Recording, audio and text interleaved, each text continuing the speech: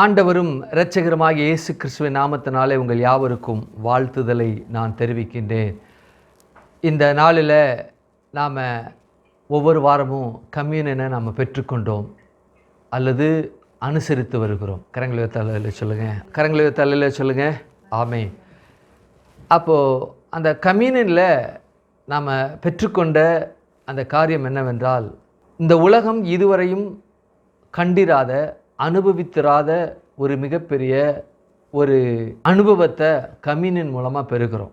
அது என்னென்னா, வானத்தையும் பூமியும் உண்டாக்குன தேவனுடைய இரத்தத்தை கையில் எடுத்து அவருடைய சரீரத்தை, பிற்கப்பட்ட அந்த சரீரத்தை கையில் வச்சுக்கிட்டு இருக்கிறது அப்படிங்கிறது நினச்சி கூட பார்க்க முடியாத ஒரு செயல். நினச்சி கூட பார்க்க முடியாத செயல். கிட்டே போக முடியாது அப்படிங்குது வேதம். ஏன்னா எந்த மனுஷனும் பாவத்தில் இருக்கிறான். ஆகவே அவர் பேரை சொல்லக்கூட தகுதி இல்லாதவன். அவர் கிட்ட கூட என்ன செய்ய முடியாது, போக முடியாது என்கிற நிலையில் என்ன செய்யப்பட்டிருக்குன்னா, உலகத்தில் உள்ள எல்லா மனுஷனும் நிற்கிறான்.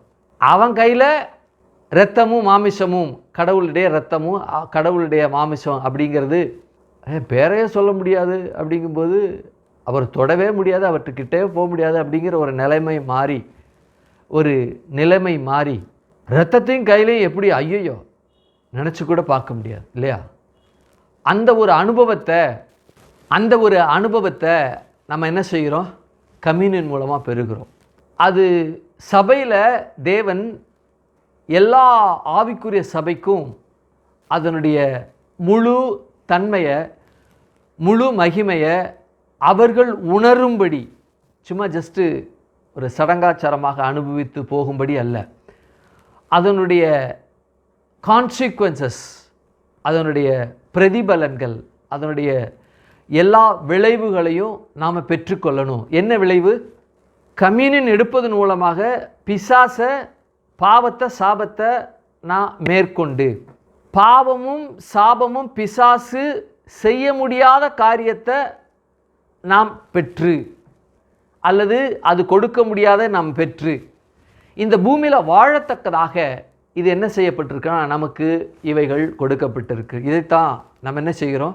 ஒவ்வொரு வாரமும் கம்யூனியன் எடுக்கும் பொழுது இதை நாம் மறைமுகமாக இல்லை, டைரக்டாகவே பெறுகிறோம்.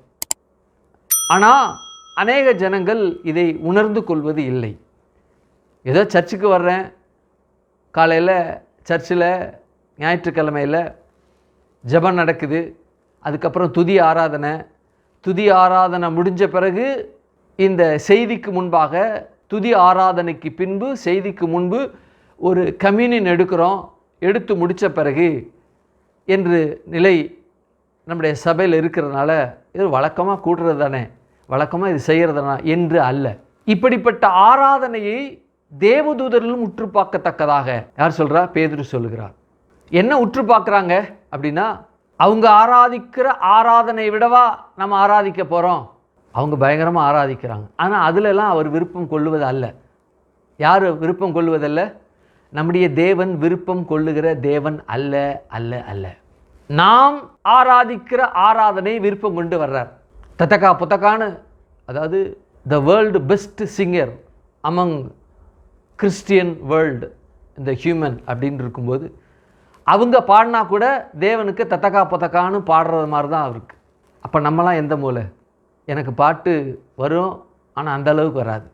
பாடுவேன், அந்த அளவுக்கு ஒரு சிங்கர் அளவுக்கு இருக்காது. ஏதோ எனக்கு தெரிஞ்ச அளவுக்கு கமகம் அதோட சேர்த்து என்னோட என்ன செய்ய முடியும்? பாட முடியும். அது ப்ரொஃபஷ்னல் சிங்கர், சினிமாவில் பாடுகிற அந்த பாடல் ஆசிரியர்கள் எழுதி கொடுத்த பாடலை பாடுவது போல் இருக்காது. அப்படி போ உட்காரியா அப்படின்ட்டுருவாங்க அவங்க லெவலில் என்ன பார்க்கும்போது.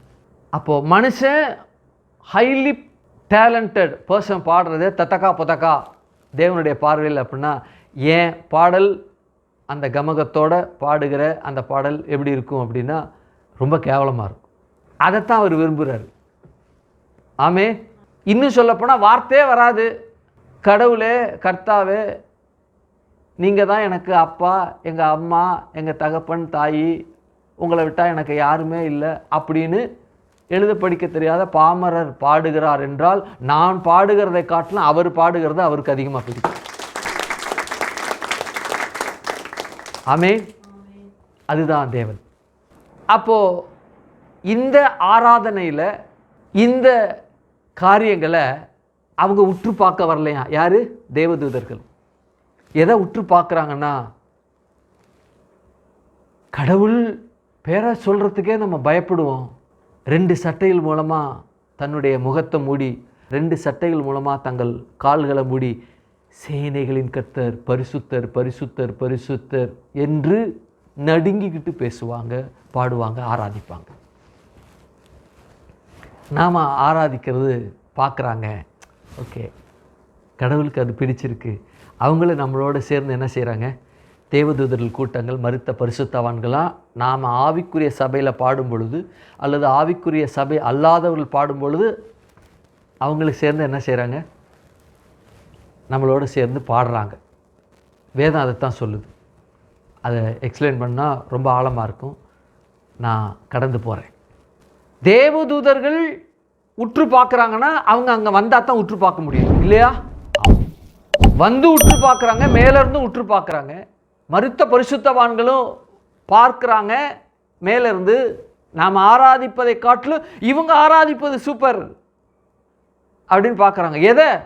நாம் பாடுற பாட்டு பார்த்தாலும் அதை காட்டிலும் மேலான ஒன்றை அவங்க பார்க்குறாங்க. என்ன அதுனா கம்யூனியன். ஆசாரியன் கூட தகன பலியின் பொழுது பஸ்பமாக்கப்பட வேண்டிய அந்த துண்டங்களை சாப்பிட முடியாது. இரத்தத்தை அவங்க பருக முடியாது, கூடாது. இரத்தத்தை குடிக்கிற எவனும் சாப்பிடுகிற எவனும் அவன் உயிர் வாங்கப்படும். ஏன்னா அவனுடைய இரத்தத்தில் ஒவ்வொரு ஜீவனுடைய உயிர் அதில் இருக்குது அப்படிங்கிறார். ஏன் குடிக்கக்கூடாது பழைய ஏற்பாட்டு காலத்தில்? ஏன்னா ஒரு முறைமையானது மிக மிக அரிதானது, பரிசுத்தமானது, இன்னும் விளங்கி கொள்ள முடியாத ஒரு விஷயம் அதுக்குள்ளே இருக்கிறனால முதல்ல நீங்கள் இரத்தத்தை பருகி நீங்கள் என்ன செய்யக்கூடாது? அதை தீட்டுப்படுத்தக்கூடாது. ஆகவே அதற்கென்று ஒரு நாள் இருக்குது, அதற்கென்று ஒரு நேரம் இருக்குது. ஆகவே அது வரைக்கும் பருகாத அப்படின்ட்டார். அது வரைக்கும் பருகாத அப்படின்ட்டார். எது வரைக்கும்?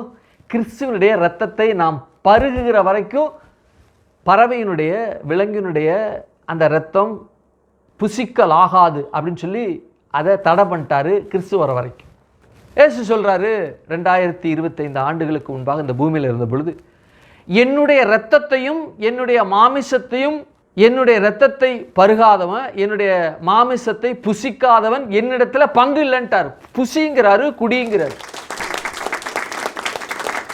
ஐயோ, இது எப்படிப்பட்ட உபதேசம், பயங்கரமான உபதேசம் அப்படின்னு சொல்லி அவங்க சீசர்களே, அவரை ஃபாலோ பண்ணி வந்த சீசர்கள் சில பேர் அவரை பின்வாங்கிட்டு போயிட்டாங்க. இது கடினமான உபதேசம் அப்படின்ட்டு போயிட்டானுங்க. யோவானில் நீங்கள் படித்து பாருங்கள். என்னது? பிரிஞ்சு போயிட்டாங்க. அப்போது தேவதூதர்கள் இந்த ஆராதனையை அவங்க உற்று பார்க்குறாங்கன்னா, ஏய் என்னடா பண்ணுறீங்க? தேவனுடைய இரத்தத்தை மாமிசத்தை புசித்தும் நீங்கள் பருகியும் எப்படி இது சாத்தியம்? கடவுளே, இது எங்களால் விளங்கிக் கொள்ளவே முடியல அப்படின்னு ஆச்சரியமாக பார்க்குறாங்க. எவ்வளோ ஒரு அற்புதமான ஒரு செயல் பாருங்கள் இந்த கம்யூனியன். இந்த கம்யூனியனை நாம் ஒரு சடங்காச்சாரமாக இல்லாமல், மற்ற சபைகள், சில சபைகள் அதை ஒரு சடங்காச்சாரமாக அனுபவிக்கின்றது அல்லது அனுசரிக்கின்றது. அப்படி அல்லாமல் இதை உணர்ந்து நம்ம செய்யணும். உணர்ந்தாலும் உணராவிட்டாலும் இந்த அற்புதமான இந்த அப்பம் பிற்குதலையும் இந்த திராட்சரசம் அதை அனுசரிக்கிறதுலையும் தேவனாகிய கர்த்தர் நமக்கு கொடுத்த அந்த நியமனத்தை நாம் கடைபிடிக்கும் பொழுது அவங்கெல்லாம் உத்து பார்க்குறாங்களாம். யாப்பா, உங்கள் செயல்பாடு எங்களால் புரிஞ்சுக்க கொள்ள முடியல கடவுளே. அவங்கள்ட்ட பேசக்கூட முடியாது, இப்படிலாம் நினைக்கக்கூட முடியாது. கடவுளை பார்த்து பயந்து நடுங்கிக்கிட்டு ஆச்சரியத்தோடு அப்படிங்கிறாங்க. பழைய ஏற்பாட்டு காலத்தில் உள்ள மரித்த பரிசுத்தவான்களோடு சேர்த்து தான் சொல்கிறேன். பிரதான ஆசாரியன் முதற்கொண்டு என்ன செய்ய முடியாது? தகனம் பண்ணப்பட வேண்டிய துண்டங்களை தகனம் பண்ணித்தான் ஆகணும், புசிக்கக்கூடாது. இரத்தம் ஒரு சொட்டு கூட அந்த இரத்தத்தை கப்பில் எடுத்துகிட்டு போகிற இரத்தத்தை இவனுங்க நாக்கில் கூட படவே கூடாது, ருசிக்கவே கூடாது. ஆனால் நாம் என்ன செய்கிறோம்? கடவுளுடைய இரத்தத்தை, கடவுளுடைய மாமிசத்தை நாம் என்ன செய்கிறோம்? புசித்து அதை பருகுகிறோம். இதில் தான் இந்த உலகத்தினுடைய சகல விதமான வெற்றிகளும் சகல விதமான மர்மங்களும் முடிச்சுகளும் இதில் அவிழ்க்கக்கூடிய தன்மை இந்த கம்யூனியனுக்குள்ளே இருக்குது. அப்படிப்பட்ட நிலையில் தான் நம்முடைய சபையில் இன்று அவைகளை அனுஷ்டித்தோம். நாம் அதை ஒரு சடங்காச்சாரமாக இல்லை, ஒரு அனுபவமாக நாம் என்ன செய்தோம்? அதை நம்ம கொண்டாடிடும். கரங்களை தலையில் சொல்லுங்கள். ஆமே. கம்யூனியன் என்று சொல்லப்படுகிற அந்த காரியம், கம்யூனியன் என்று சொல்லப்படுகிற அந்த காரியத்தை ஏதோ பயபக்தியாக இல்லை, ஒரு கொண்டாட்டமாக என்ன செய்யணும்? அதை அனுஷ்டிக்க வேண்டும். இதை குறித்து போதகர்கள் என்னோடு இருக்க அவங்களோட கூட நான் பகிர்ந்து கொண்டேன். இது எங்களுக்கெல்லாம் தெரியாது பாஸ்டர், இப்படிப்பட்ட நிலையெல்லாம் இருக்கிறது என்று சொல்லி எங்களுக்கு தெரியாது. வழியாக சொன்னாங்க, அதை கடைபிடிச்சிட்டு இருக்கோம். எங்களுக்கு இருந்த மூத்த போதகர்கள் கூட எங்களுக்கு இவைகளை பற்றி, இப்படிப்பட்ட காரியங்களை பற்றி இவங்க சொல்லலை என்று சொல்லி சொன்னாங்க. அப்போது நாம் மாத்திரமல்ல, நம்முடைய சபை மாத்திரமல்ல, ஆவிக்குரிய சபைகளில் அல்லது உலகத்தில் இருக்கக்கூடிய எல்லா சபைகளும் கம்யூனியனை ஒரு சடங்காச்சாரமாக இல்லாமல் அவர் நமக்கு கொடுத்த ஒரு புதிய கட்டளையாக, ஒரு புதிய உடன்படிக்கையாக நாம் என்ன செய்கிறோம்? இவைகளை அனுஷ்டிக்கிறோம், அதை நாம் அனுபவிக்கின்றோம். ஆமேன். அந்த சூழ்நிலையில் நினச்சி கொள்ளுங்க, நாம் ஒவ்வொரு வாரமும் எடுக்க எடுக்க எடுக்க எடுக்க எடுக்க அதனுடைய வல்லமையை, அதனுடைய பிரதிபலனை, அதனுடைய தாக்கம் நமக்குள்ளே உண்டாகி கொண்டு இருக்கிறது என்பதை மறந்துடாதீங்க. என் சரீரத்தில் பலவீனம் இருக்க முடியாது, ஏன்னா நான் வாரம் எடுக்கிறேன். பிசாசுனுடைய, பாவத்தினுடைய, சாபத்தினுடைய பலன் இன்னொரு பரிமாணமாக நோய், வியாதி, பலவீனம் என்று இந்த உலகத்தினுடைய மனுஷனை இழுத்து கொண்டு இருப்பது போல என்னை இழுக்க முடியாது என்கிற நிலையில் உங்கள் மனது, அப்படிப்பட்ட நிலையில் நீங்கள் புதிதாக்கப்பட வேண்டும். உங்கள் மனது இருக்கவே முடியாதுங்க, அப்படியே இல்லைங்க. உலகத்தில் எல்லாருக்கும் இன்னைக்கு சுகர், பிபி. எனக்கு சுகர், பிபி கிடையாது. உலகத்தில் இருக்கிற எல்லா மனிதர்களும் வியாதியோடு, பலவீனத்தோடு தங்கள் வயதான நாட்களில் கடந்து போவாங்க. நான் அவங்க கடந்து போனால் போகட்டும், நான் போக வேண்டிய நிலையில் இந்த கம்யூனியன் எனக்கு வழி செய்யலை. அதுதான் உண்மை. ரகசிய வருகை தாமதமானால் என்னுடைய ஜீவ நாட்கள் இன்னும் நான் எவ்வளவு நாள் வாழ்வேன் என்று நீங்கள் தீர்மானித்திருக்கிறீங்களோ அவ்வளவு நாளும் நீங்கள் இந்த பூமியில் வியாதியோடு, பலவீனத்தோடு இருக்க வேண்டிய அவசியம் இல்லைங்க ஒருபோதும். ஏன்னா பலவீனம், வியாதி, நோய் எவ்வளவு மனுஷருக்குள்ள பலன் செய்கிறதோ அதை காட்டிலும் பல கோடி மடங்கு கம்யூனியன் எடுத்த நமக்குள்ள அதை மேற்கொண்டு வெற்றி கொண்டு அதை தாண்டி நமக்குள்ள தூக்கி கொண்டு சுமந்து கொண்டு ஓடுது கம்யூனியன். நம்மளை கம்யூனியன் நம்மை சுமந்து கொண்டு போகுது. அப்படிப்பட்ட நினைவு, அப்படிப்பட்ட ஒரு சிந்தை, அப்படிப்பட்ட எண்ணம் உங்களுக்குள்ள, நமக்குள்ள, ஆவிக்குரிய சபைகளில் உலகன்று பார்த்து கொண்டு இருக்கிற உங்களுக்குள்ள வரணுன்று நான் அறைகோள் விடுத்து நான் வேண்டிக் கொள்கிறேன். அப்படிதான் இருக்கணும். அதுதான் சபை. உங்களுக்கும் உலகத்தானுக்கும் வித்தியாசம் இருக்கு. அவன் கம்யூனியன் எடுக்கலை, அவன் உலகத்தினுடைய பாவத்தின்படி அவன் போயிட்டு போகிறான். அது அவனுக்கு நியமிக்கப்பட்டது. எனக்கு என்ன நியமிக்கப்பட்டது?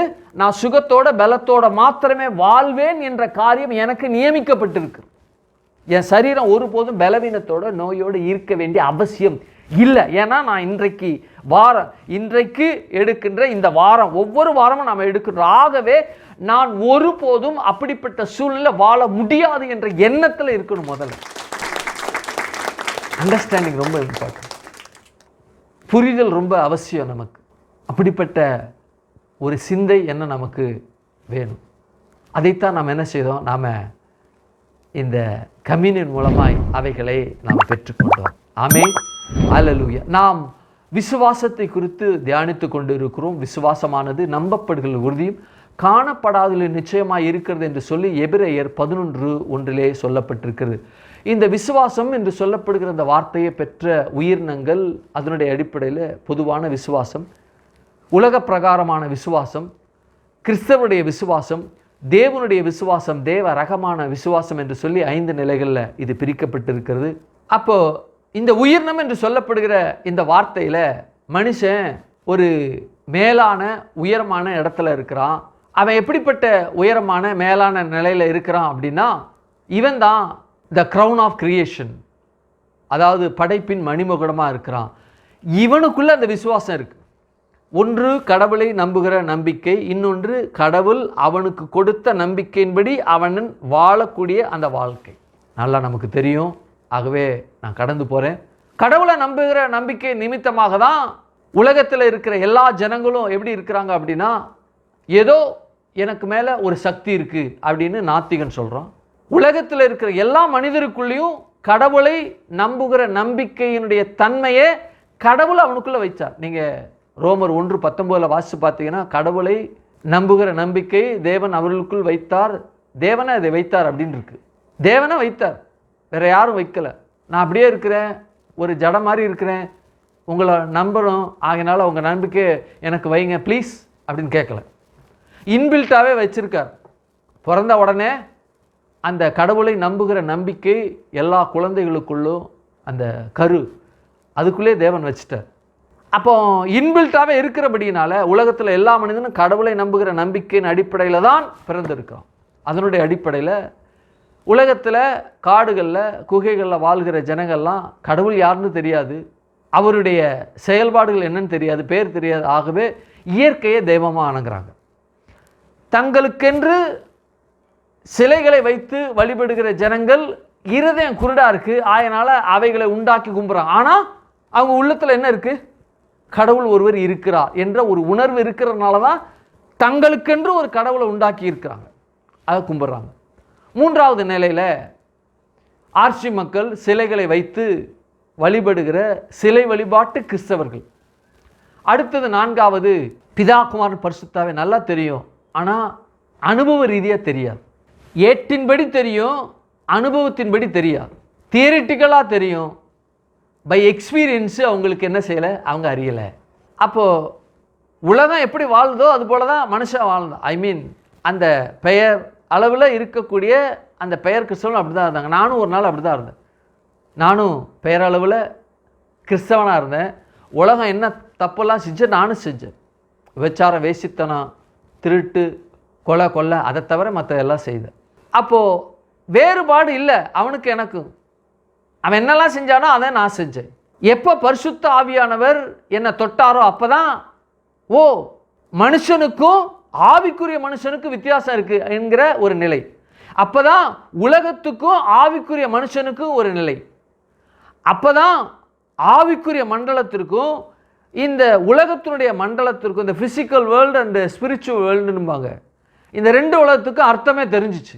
சில பேர் இருக்கானுங்க, இந்த ஃபிசிக்கல் வேர்ல்டில் இருந்துக்கிட்டு ஆவிக்குரிய உலகத்தில் நான் தெரிஞ்சுக்கிட்டேன் அப்படின்னு சொல்லிட்டு ஆவிக்குரிய நிலையில் நான் வந்துட்டேன்னு சொல்லிட்டு ஃபிசிக்கல் வேர்ல்டுலேயே இருப்பானுங்க. அது எப்படி அவங்களால இருக்க முடியுதுன்னு தெரியல. எப்படி இருக்காங்க? ஃபிசிக்கல் வேர்ல்டில் இருக்காங்க, ஆனால் ஸ்பிரிச்சுவல் வேர்ல்டில் அந்த அனுபவத்தை நான் பெற்றேன்னு சொல்லிட்டு ஃபிசிக்கல் வேர்ல்டில் அனுபவத்துக்குள்ளேயே அதனுடைய வாழ்க்கையில் வாழ்ந்துக்கிட்டு இருக்கிறாங்க. அப்படிலாம் ஆள் இருக்காங்க. அது எப்படி அவங்களால இருக்க முடியும்னு தெரியல. ஒரு மனுஷன் உலகத்தினுடைய நிலையிலிருந்து ஆவிக்குரிய நிலையை அடையத்தக்கதாக தேவன் அவனை தொட்டார் என்றால் அவனுடைய வாழ்க்கை முற்றிலுமாக மாற்றப்படும். ரிப்பண்ட் என்று ஒரு வார்த்தை சொல்லப்பட்டிருக்கு. பென்டோஸ் என்ற வார்த்தையிலிருந்து வந்ததான் அது. அதாவது உச்சியில் உன்னை கொண்டு போக, உன்னை உயர வைக்க. அதனால் உலகத்தின்படி நீ எப்படி இருக்க? சாக்கடையில், அழுக்கில், அசிங்கத்தில் இருக்கிற. உன்னை கழுவி, தண்ணியால் கழுவ முடியாது, சோப்பால் கழுவ முடியாது, ஈசோப்பால் கழுவ முடியாது, எந்த திரவத்தினாலும் கழுவ முடியாத ஒன்றை என் ரத்தத்தினால கழுவுறேன்னு கழுவுறார். கழுவி கொண்டு போய் அங்கே வைக்கிறார். தான் ரிப்பண்டு என்ற வார்த்தை. உள்ளே போக விரும்பல. கொண்டு போய் வைக்கிறாரு. கொண்டு போய் வச்சுட்டும் நான் ரட்சிக்கப்பட்டேன், நான் ஆண்டவரால் தொடப்பட்டேன் என்று சொல்லிட்டு மறுபடியும் உலகத்தின் வாழ்க்கையில் எப்படி வாழ முடியும் என்பது என்னால் தெரியவே இல்லை. எப்படி என்னால் விளங்கி கொள்ளவே முடியல. ஏன்னா நான் உலகத்தின்படி வாழ்ந்தேன், எனக்கு நல்லா தெரியும் உலகம்னா என்னன்னு. ரட்சிக்கப்பட்ட பொழுது எனக்கு உலகத்தினுடைய காரியம் மகா அருவருப்பாக இருந்துச்சு. எப்படி இருந்தது? மகா அருவருப்பாக இருந்தது, ஒரு கேவலமாக இருந்தது. ஐயோ, இப்படிப்பட்ட ஒரு கேவலமான வாழ்க்கையை நான் வாழ்ந்து கொண்டு இருந்தேனா, எவ்வளோ அசிங்கமான ஒரு நபர்னா என்று ஒரு வெறுப்பு உணர்வு வந்தது. அதன் நிமித்தமாக அதை வெறுக்கக்கூடிய தன்மை இருந்தது. சில பேர் ரட்சிக்கப்பட்டேன்னு சொல்லிட்டு இன்னும் அதிலே வாழ்ந்துக்கிட்டு எப்படி அவங்களால வாழ முடியுதுன்னு தெரியல. என்ன ரட்சிப்புன்னு எனக்கும் அதை விளங்கி கொள்ள முடியல. என்ன ரட்சிப்புன்னு விளங்கி கொள்ள முடியல. வேதமும் அதை தெளிவாக சொல்லுது, எப்படி தான் இருக்கிறாங்க அப்படின்னு சொல்லிட்டு, இப்படிப்பட்ட நிகழ்வுலாம் இருக்கு அப்படின்னு தான் சொல்லப்பட்டிருக்கு. ஆனால் பர்சனல் எக்ஸ்பீரியன்ஸ்னு ஒன்று இருக்கு இல்லையா, அது எப்படி அவங்களால இருக்க முடிகிறது என்று என்னால் இருக்க முடியலங்கிறதுனால தான் எப்படி இருக்க முடியுதுங்கிற கேள்வி எழும்புகிறது. அப்போ பெயர் அளவில் நானும் எப்படி இருந்தேன்? பெயர் கிறிஸ்தவனாக இருந்தேன். அடுத்தது யூதர்கள், அவர்களை பற்றி நாம் தெரியும். அடுத்தது உன்னதமான உயரமான மேலான நிலையில் வாழ்ந்து கொண்டு இருக்கக்கூடிய இயேசுடைய இரத்தத்தினால் கழுவப்பட்ட உயர் ஜாதியினர். ஜாதினா ஒன்றா ஜாதி வெறி பிடிச்சவனா அப்படின்னு நினைக்காதீங்க. ஜாதி என்கிற வார்த்தை கண்ட்ரி என்று சொல்லப்பட்டிருக்கு, தேசம் என்று சொல்லப்பட்டிருக்கு. உயர்நிலையில் வாழ்ந்து கொண்டிருக்கிற தேசம், உயர்நிலையில் வாழ்ந்து கொண்டிருக்கிற ஜனம், அதைத்தான் ஜாதி என்று வேதாகமம் வகைப்படுத்துகிறது, விவரிக்கிறது. இப்படிப்பட்ட நிலையில தான் நாம் என்ன செய்கிறோம்? உட்கார்ந்து தேவனுடைய இந்த அற்புதமான, இந்த அளவிட முடியாத இந்த அனுபவத்தை நாம் பெற்றுக்கொண்டு இருக்கிறோம், அனுபவிக்கின்றோம். இது சாதாரண அனுபவமே கிடையாதுங்க. எவ்வளோ ஒரு உன்னதமான ஒரு அனுபவம் இந்த உலகத்தில் நாம் இந்த பூமியில் அனுபவிக்கின்ற அனுபவம். இது வார்த்தைகளால் வர்ணிக்க முடியாத அனுபவம். இவை வார்த்தைகளால் சொல்லி மாளாத, விவரிக்க முடியாத அவ்வளவு அற்புதமான ஒரு அனுபவம் தான் இந்த ரட்சிப்பின் அனுபவம். வார்த்தையினால் வர்ணிக்கவே முடியாது. வார்த்தையினால் வர்ணிக்க, அதுக்கு ஒரு உதாரணம் சொல்கிறேன் பாருங்க. ஒருத்தருக்கு வலி இருக்குது, ஐயோ பயங்கரமாக வலிக்கு சார், இங்கே வலிக்குது அப்படிங்கிறாருன்னு வச்சுக்கோ. அப்படியா வலிக்குதுன்னு சொல்கிறீங்க, ஆனால் நான் அதை உணரலையே அப்படிங்கிறது எவ்வளோ உண்மையோ அதுபோல் இந்த அனுபவத்தை அனுபவிக்கின்ற அந்த அனுபவமானது மற்றவர்களுக்கு அது எப்படி இருக்காது தெரியாது, எப்படி இருக்காது தெரியாது. அப்போது இந்த அனுபவத்தை அனுபவிக்கின்ற நாம் அதை எப்படி அவங்க உணர்றாங்க என்று தெரியல.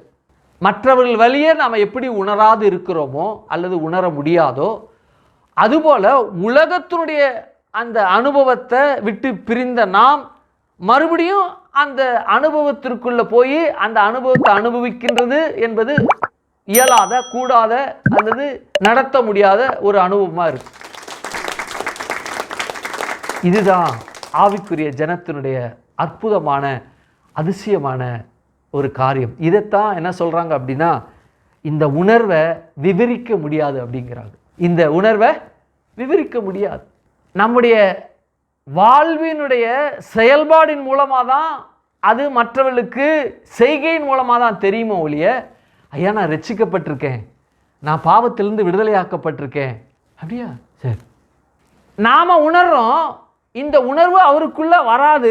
ஏன்னா என் வழியே அவர் உணர்வது எவ்வளவு முடியாத ஒரு காரியமோ அதுபோல் ரட்சிக்கப்பட்ட அந்த ரட்சிப்பினுடைய அனுபவத்தை அவரும் உணர முடியாத நிலையில் இருக்கிறதுனால, ஓ அப்படியா அப்படின்ட்டு போவாங்க.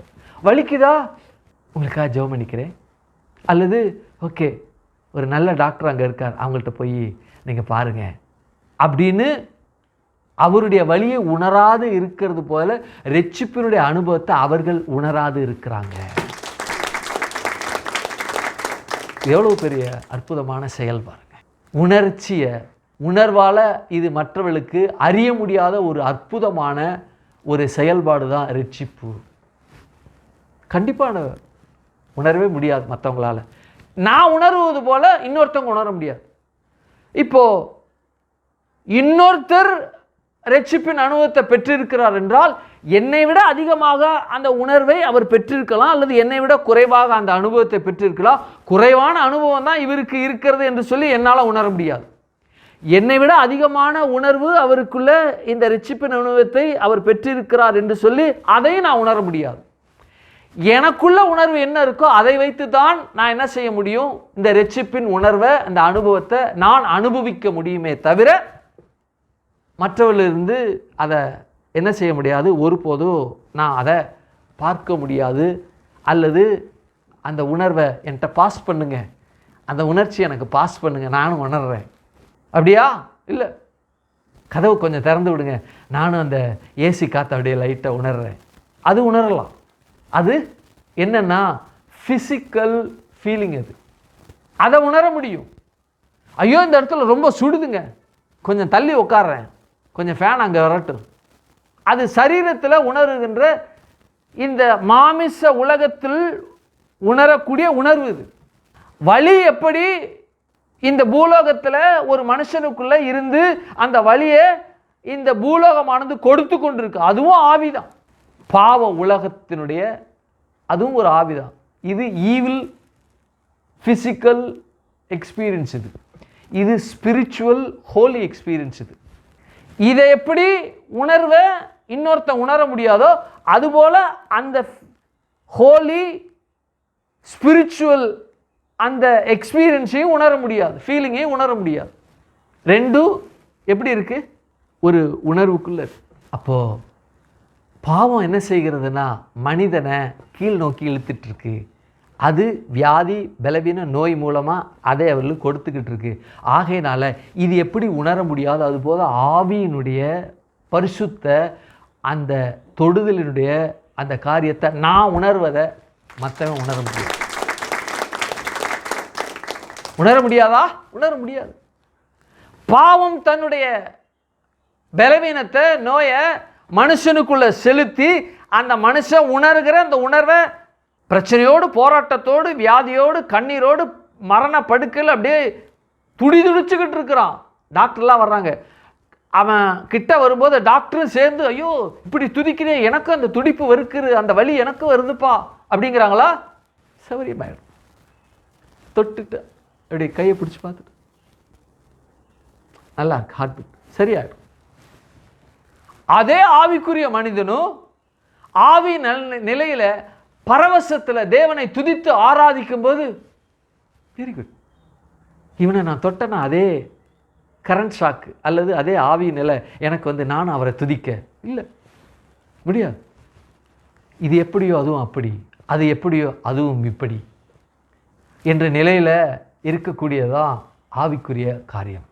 அப்போ உன்னதமான உயரமான மேலான எக்ஸ்பீரியன்ஸ் கொண்டவர்கள் யாரு? தேவனுடைய பிள்ளைகள். அப்போ விசுவாசம் என்று சொல்லப்படும் பொழுது இந்த யூதர்களுக்குள்ளும் ஒரு விசுவாசம் இருக்கு. என்ன விசுவாசம்? எங்களை தேவன் வருவார், மேசியா வருவார், அவர் எங்களை வழிநடத்துவார். இன்று வரைக்கும் இஸ்ரவேல் ஜனங்கள் மேசியா வாரும் வாரும் என்று சொல்லி அழுகையின் சுவற்றில் வெயிலிங் வாலில் அவங்க என்ன செய்கிறாங்கன்னாக்கா தேவனை நோக்கி கதறாங்க, மேசியா அனுப்பும், மேசியா அனுப்பும் அப்படின்னு சொல்லிட்டு. அவர் எல்லா காரியத்தையும் செய்துட்டு போயிட்டார். அவர் வந்த பொழுது ஒரு சில மனிதர்கள் அந்த மேசியா யார் என்று கண்டுகொண்டு ஆசாரியர்கள், பரிசேயர்கள், வேதபாரர்கள், இஸ்ரவேல் ஜனத்தினுடைய சில மக்கள் இயேசுவை தெரிந்து கொண்டாங்க. விரல் விட்டு எண்ணக்கூடிய அளவில் தான் தெரிந்து கொண்டாங்க. அதில் ஒருத்தன் நிக்கதேமு, அவன் நைட்டு வர்றான், வந்து ஆண்டவர்கிட்ட பேசுறதுக்காக வர்றான். டேய் நீ மறுபடியும் பிறக்கணுங்கிறார் அப்படின்றான். ஆமாடா மறுபடியும் பிறக்கணும்.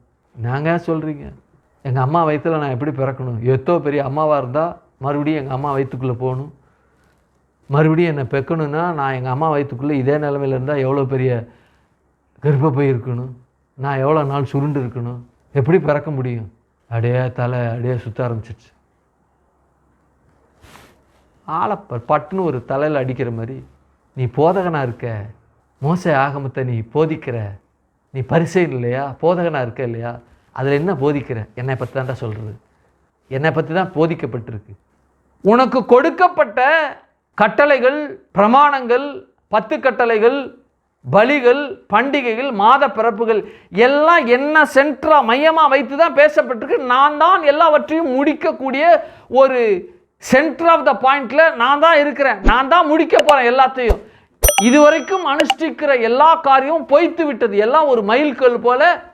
திருச்சி 350 கிலோமீட்டர், மதுரை 450 கிலோமீட்டர், நாகர்கோயில் 650 கிலோமீட்டர்னு வழிகாட்டி எந்தெந்த இடத்துக்கு போகணுமோ அந்தந்த இடத்துக்கு வழிகாட்டுகிற ஒரு மைல்கல் போல மனுஷன் எதை பண்ணினாலும் சர்வாங்க தகனம் இல்லையா, பலியிடு, ஆனால் உன் ரத்தத்தை என்னால் மீட்க முடியாது, அதற்கு ஒருவர் வருகிறார், அவர் தான் இயேசு அப்படின்னு மைல்கல் காமிக்குது.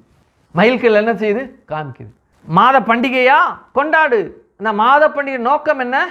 நீ உன்னை சுத்திகரித்து வாழ்நாள் முழுவதும் இந்த நாட்களை கடக்கும்படி பண்ணின தேவன் உன்னை பாதுகாக்க, பலப்படுத்த, உன்னுடைய பாவத்தெல்லாம் நீக்குவதற்கு மாத பண்டிகை, நீ அதை நினைவு கூறுவதற்காக இந்த மாத பண்டிகை கொடுக்கப்பட்டிருக்கு. ஆனால் நீ அனுசரிக்கிற, ரொம்ப சந்தோஷம். ஆனால் உன்னுடைய பாவத்தை இந்த மாத பண்டிகை மூலமாக இதுவரைக்கும் நடத்தின தேவன் இனிமேலும் உன்னை அவருடைய நிலையில், அவர் பார்வையில், அவர் எப்படிப்பட்ட பார்க்கிற பார்வை இருக்கிறதுனா அந்த பார்வையில் உன்னால் உன்னை கொண்டு வர முடியாது எங்களால். அதற்கு ஒருவர் வருகிறார், அவர் தான் இயேசு கிறிஸ்து. அவரை பாருங்கள். சட்டதிட்டங்கள், நியமனங்கள், கோட்பாடுகள் எல்லாம். நியாயப்பிரமாணம்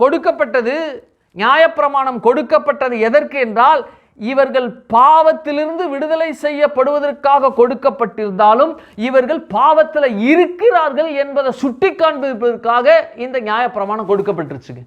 என்ன பாஸ்டர், ஒரு மாதிரி நீங்கள் பார்க்குறத பார்த்தா எனக்கு ஒரு மாதிரியா இருக்குது. வாசிங்க, நான் உங்களுக்கு சொல்கிறேன். ரோமர் 7ஆம் அதிகாரம் 7:1 வாசிங்க. இங்கே பாருங்க, நியாயப்பிரமாணத்தை அறிந்த அது எனக்கு தெரியுங்க, அப்படி இல்லை. நியாயப்பிரமாணத்தின்படி வாழ்ந்து அதன்படி அனுபவத்தை பெற்றவர்களுடனே நான் பேசுகிறேன். அதான் மூல பாஷையில் இருக்கு. வாசிங்க. சகோதரரே,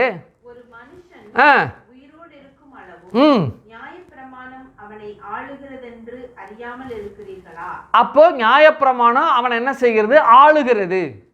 என்ன செய்கிறது? நியாயப்பிரமாணம் ஆளுகிறது. நியாயப்பிரமாணம் ஆளுகிறது என்றால் அவன் நியாயப்பிரமாணத்திற்கு அடிமையா இருக்கிறான், அல்லது நியாயப்பிரமாணத்தின்படி அவன் வாழ்ந்து கொண்டிருக்கிறான்.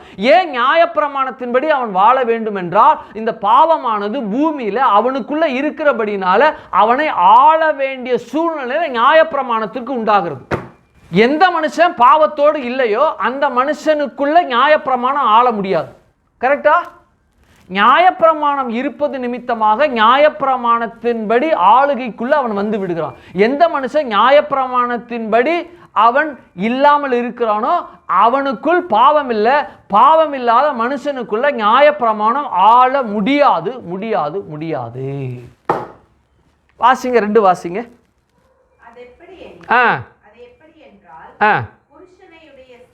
நான் சொல்றேன், கவனிங்க.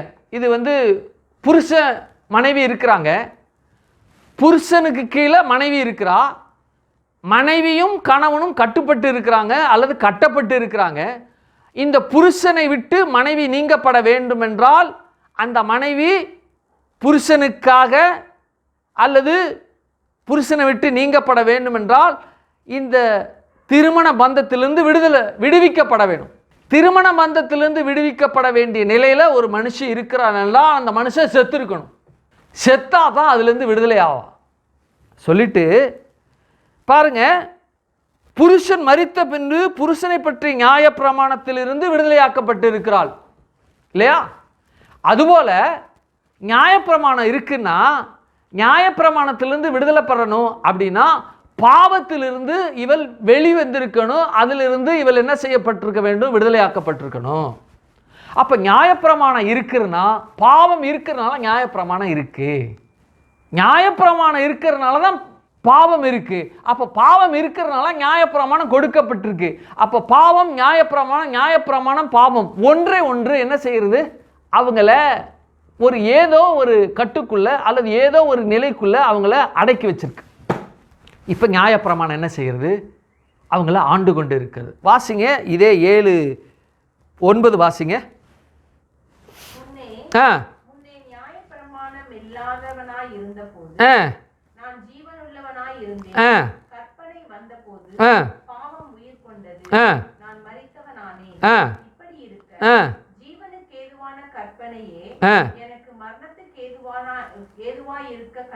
என்ன கவனிங்க, நான் வாசிக்கிறேன், நான் உங்களுக்கு விளக்குறேன் பாருங்க. முன்னே நியாயப்பிரமாணம் இல்லாதிருந்தவனாத போது அப்படின்னா நியாயப்பிரமாணம் கிடையாது. அப்போ நான் எப்படி இருந்தேன்னா ஜீவன் உள்ளவனாக இருந்தேன். அப்படின்னா என்னன்னா ஏமாத்திக்கிட்டே இருந்திருக்கிறேன். அப்பாடா நியாயப்பிரமாணம் இல்லை, நான் எப்படி வேணாலும் வாழலாம், நான் எப்படி வேணாலும் வாழலாம், நான் ஜீவனோடு இருந்தேன் அப்படின்னா செத்து தான் இருந்தேன். பாவம் என்கிற ஒரு உணர்வு எனக்குள்ளே இருக்கிறது என்பதை நான் உணராது இருக்கிறதுனால நான் ஜீவனோடு இருக்கிறேன் என்று சொல்லி அந்த நிலையில் நான் வாழ்ந்துக்கிட்டு இருந்தேன். ஆனால் நான் மரித்து தான் இருந்தேன். எப்படி இருந்தேன்? மரித்து தான் இருந்தேன். எப்போ நியாயப்பிரமாணம் ஒன்று கொடுக்கப்பட்டுச்சோ அப்போ நான் செத்தவனாக தானே இருந்திருக்கிறேன். அடாடாடா இவ்வளோ வரைக்கும் ஜீவன் இல்லைன்னு நினச்சிக்கிட்டு இருந்தேன், நான் இப்போ செத்து இல்லைடா இருக்கிறேன் அப்படிங்கிற ஒரு உணர்வு வந்துச்சு நியாயப்பிரமாணத்தின் மூலமாக. அப்போது இப்படி இருக்க ஜீவனுக்கு ஏதுவான கற்பனையே எனக்கு மரணத்துக்கு ஏதுவாக இருக்கிறது என்று கண்டேன். என்ன கவனிங்க, ஜீவனாக இருக்கிறேன்னு நினச்சிக்கிட்டு இருக்கு எனக்குள்ளேயே மரணம் எனக்குள்ளே இருந்துச்சு, கற்பனை எனக்கு கொடுக்கப்பட்டுச்சு. அப்போ கற்பனை எனக்கு கொடுக்கப்பட்டது நிமித்தமாக இப்போ தான் எனக்கு தெரியுது அந்த கற்பனை கொடுக்கப்படாததுக்கு முன்னாடி ஜீவனாக இருக்கிறேன் என்ற ஒரு நினைவே ஒரு மரித்த நிலையில் இருந்த ஒரு எண்ணம் அப்படிங்கிறார். மரித்த நிலையில் இருக்கக்கூடிய ஒரு எண்ணம் அப்படிங்கிறார். இப்போ கற்பனை கொடுக்கப்பட்டுருச்சு, பாவம்னா என்னன்னு தெரிஞ்சிருச்சு, பரிசுத்தம்னா என்னன்னு தெரிஞ்சிருச்சு, நன்மைனா என்னன்னு தெரிஞ்சிருச்சு, தீமைனா என்னன்னு தெரிஞ்சிருச்சு, தேவன்னா என்னன்னு தெரிஞ்சிருச்சு, பிசாசுனா என்னன்னு தெரிஞ்சிருச்சு, ஒழுக்கம்னா என்னன்னு தெரிஞ்சிருச்சு, இன்னும் ஒழுக்கமின்மை என்னன்னு தெரிஞ்சிருச்சு. அப்போ இதுவரைக்கும் நான் இருந்தது ஒழுக்கமின்மை இல்லாமை, பாவத்தின் நிலை, பிசாசனுடைய இதில்டா நான் இருந்துக்கிட்டு இருந்தேன். அப்போ நான் உயிரோடு இருக்கிறேன்னு நினச்சிக்கிட்டு இருந்தேன்னா உயிரோடு இல்லை, நான் செத்துலடா இருந்திருக்கிறேன். அடாடாடா இப்போ நியாயப்பிரமாணம் வந்துருச்சு, நியாயப்பிரமாணம் வந்ததை நான் எதெல்லாம் செய்யக்கூடாதுன்னு இருக்கோ அதெல்லாம் நான் செஞ்சுக்கிட்டு இருந்திருக்கேனேப்பா என்ற நிலை, என்ற உணர்வு, என்ற அறிவு, என்ற ஞானம் அவனுக்குள்ள வர ஆரம்பிச்சிருச்சு. சொல்றாரு, வாசிங்க வாசிங்க 18 வாசிங்க.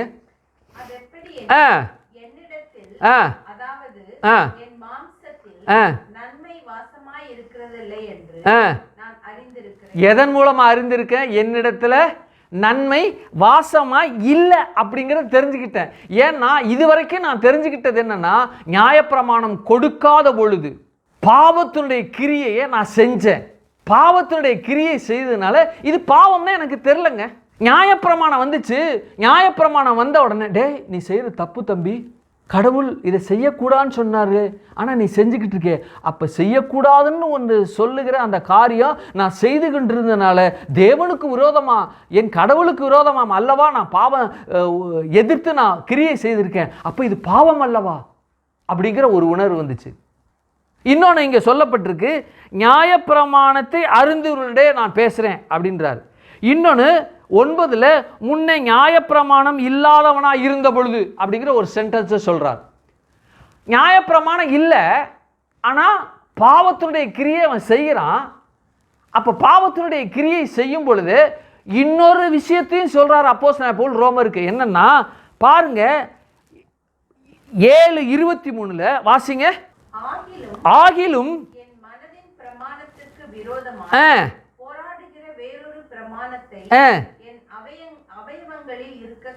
என்ன கவனிங்க, ரொம்ப அற்புதமான ஒரு ஸ்டேட்மெண்ட் இங்க சொல்றார். இங்க 9 முன்னே நியாயப்பிரமாணம் இல்லாதவனா இருந்த பொழுது நான் ஜீவனுள்ளவனா இருந்தேன், ஆனா ஜீவன் கிடையாது, ஜீவனா இருக்கிறேன்னு நினைச்சிட்டு இருந்தார்.